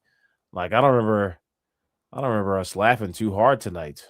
Just the first half we got some laughs in. The first half, I think we gotta switch that up next week. We gotta talk about some fun shit. Well, I mean, if we're talking about AEW, if we're doing World's End, that'll be funny. Yeah. So let's talk about our Toonie Talk Wrestling merch sales. That'll be a hot topic, won't it? Yeah, let's talk about that. Meanwhile, we done talked about that on the goddamn show 3-4 times already. Yeah. Marv and Dis have already made fun of us. I've made fun of the whole damn thing. It's just fun. It's what we do, dude. So yeah. Anyway, that's all I've got to say. Hopefully that gets clipped and used properly. Yeah, I'm Dis. You can follow me on Twitter at aka_Dis_. There is no Toonie Talk Wrestling this week, but there will be one the following Tuesday. So make sure Tuesday 8 p.m. Eastern. Can we talk about that a little bit? Are we allowed to explore that little topic? We're gonna be talking about the future of Toonie Talk Wrestling when we come back from Christmas vacation. And I think we can at least say it's going to continue. We're going to keep doing Toonie Talk Wrestling. So I don't know why people think we weren't. I don't think we ever dropped hints that we weren't. We just took a couple, we were sick this week. Okay. But yeah, I mean, we're gonna, we're continuing into the new year, and because Marv rebranded into M4, and that leaves Toonie Talk Wrestling, and people are wondering why it's still Toonie Talk Wrestling, but Toonie is still Toonie didn't make sense on the TV part because Toonie is Toonie Khan, so it doesn't make sense for there to be Toonie Talk TV because Tony Khan isn't on the TV side. anyway, well, is that what we're going with? I mean, that's what it was. That's what it was. The line. So, but yeah, we will, you know, like I said, Toonie Talk Wrestling, we're still gonna be around. Don't worry, guys. Yes, it still will be on Tuesday nights. Yes, as well. You know, that might change. I don't know. The night might change. Maybe we'll move it to Wednesdays. Maybe that that'll be fun. But I like that idea. Toonie Talk Wrestling will. You don't have to worry about Toonie Talk Wrestling. That's not going anywhere. And man, you got me all tied up in that. I forgot what I was gonna say. Yeah. Follow me on Twitter at aka dis underscore at aka underscore dis underscore. Also, if you want to hit me up there or message me at AEW disciplinary committee at gmail.com. I can send you a link for the man. I'm so tired. I can send you a link for the Discord. You can join us there. So yeah, that's it. So also check out Jake. He over on Alt Jake Takes On. He's been hanging out with. I made him a mod tonight. I thought you'd be okay with that. You okay with me making Jake a mod? Not really. Okay, then I'll take it. Has he been doing a good job? He hasn't done anything. So except making silly faces. He's just always there. So you know, I figured. Yeah. All right. So yeah, check him out over on YouTube. And also follow Beard at AEW Neckbeard on Twitter. He helps us out with content and stuff like that. So that's it. Awful. Why don't you close us out? All right, we end with the Lord's Prayer. I forgot that joke. I missed that joke. Actually, we can't do that. No. I wish I knew some Jewish prayer because it's the Hanukkah season. So, hey, you know what? Merry Mazel Christmas, tov, everyone. Merry Christmas, Happy Hanukkah. Awful, Happy Kwanzaa. Yeah, I know you throw that in I there. know you celebrate Kwanzaa. What? I'm respectful of your religion. And your racist, anti-Semitic bigot. You are. And what else? What am I missing? What Ramadan, is that around this time of year? Is that no? That's what is there's later. Something? Isn't there something else that we're supposed to? It's Hanukkah, it's Christmas, Festivus, Kwanzaa, Festivus, Wailata. I don't know. There's something else. I know. And for all the atheists out there, next Thursday. For all the atheists out there, Merry Christmas, because y'all motherfuckers celebrate Christmas too. I know you do. Oh, God. Send all hate mail to AKA this. They do. They got the tree. I've seen it. So. All right. So we will see you next week, possibly during the pay-per-view, possibly at 11 p.m. or 10 p.m. Yeah, we'll let you guys p.m. Eastern. We'll let you know. Be on the lookout. So yeah. And I think that's it. You got anything else, or can I close them out? Yeah, everybody. You guys have an awful week.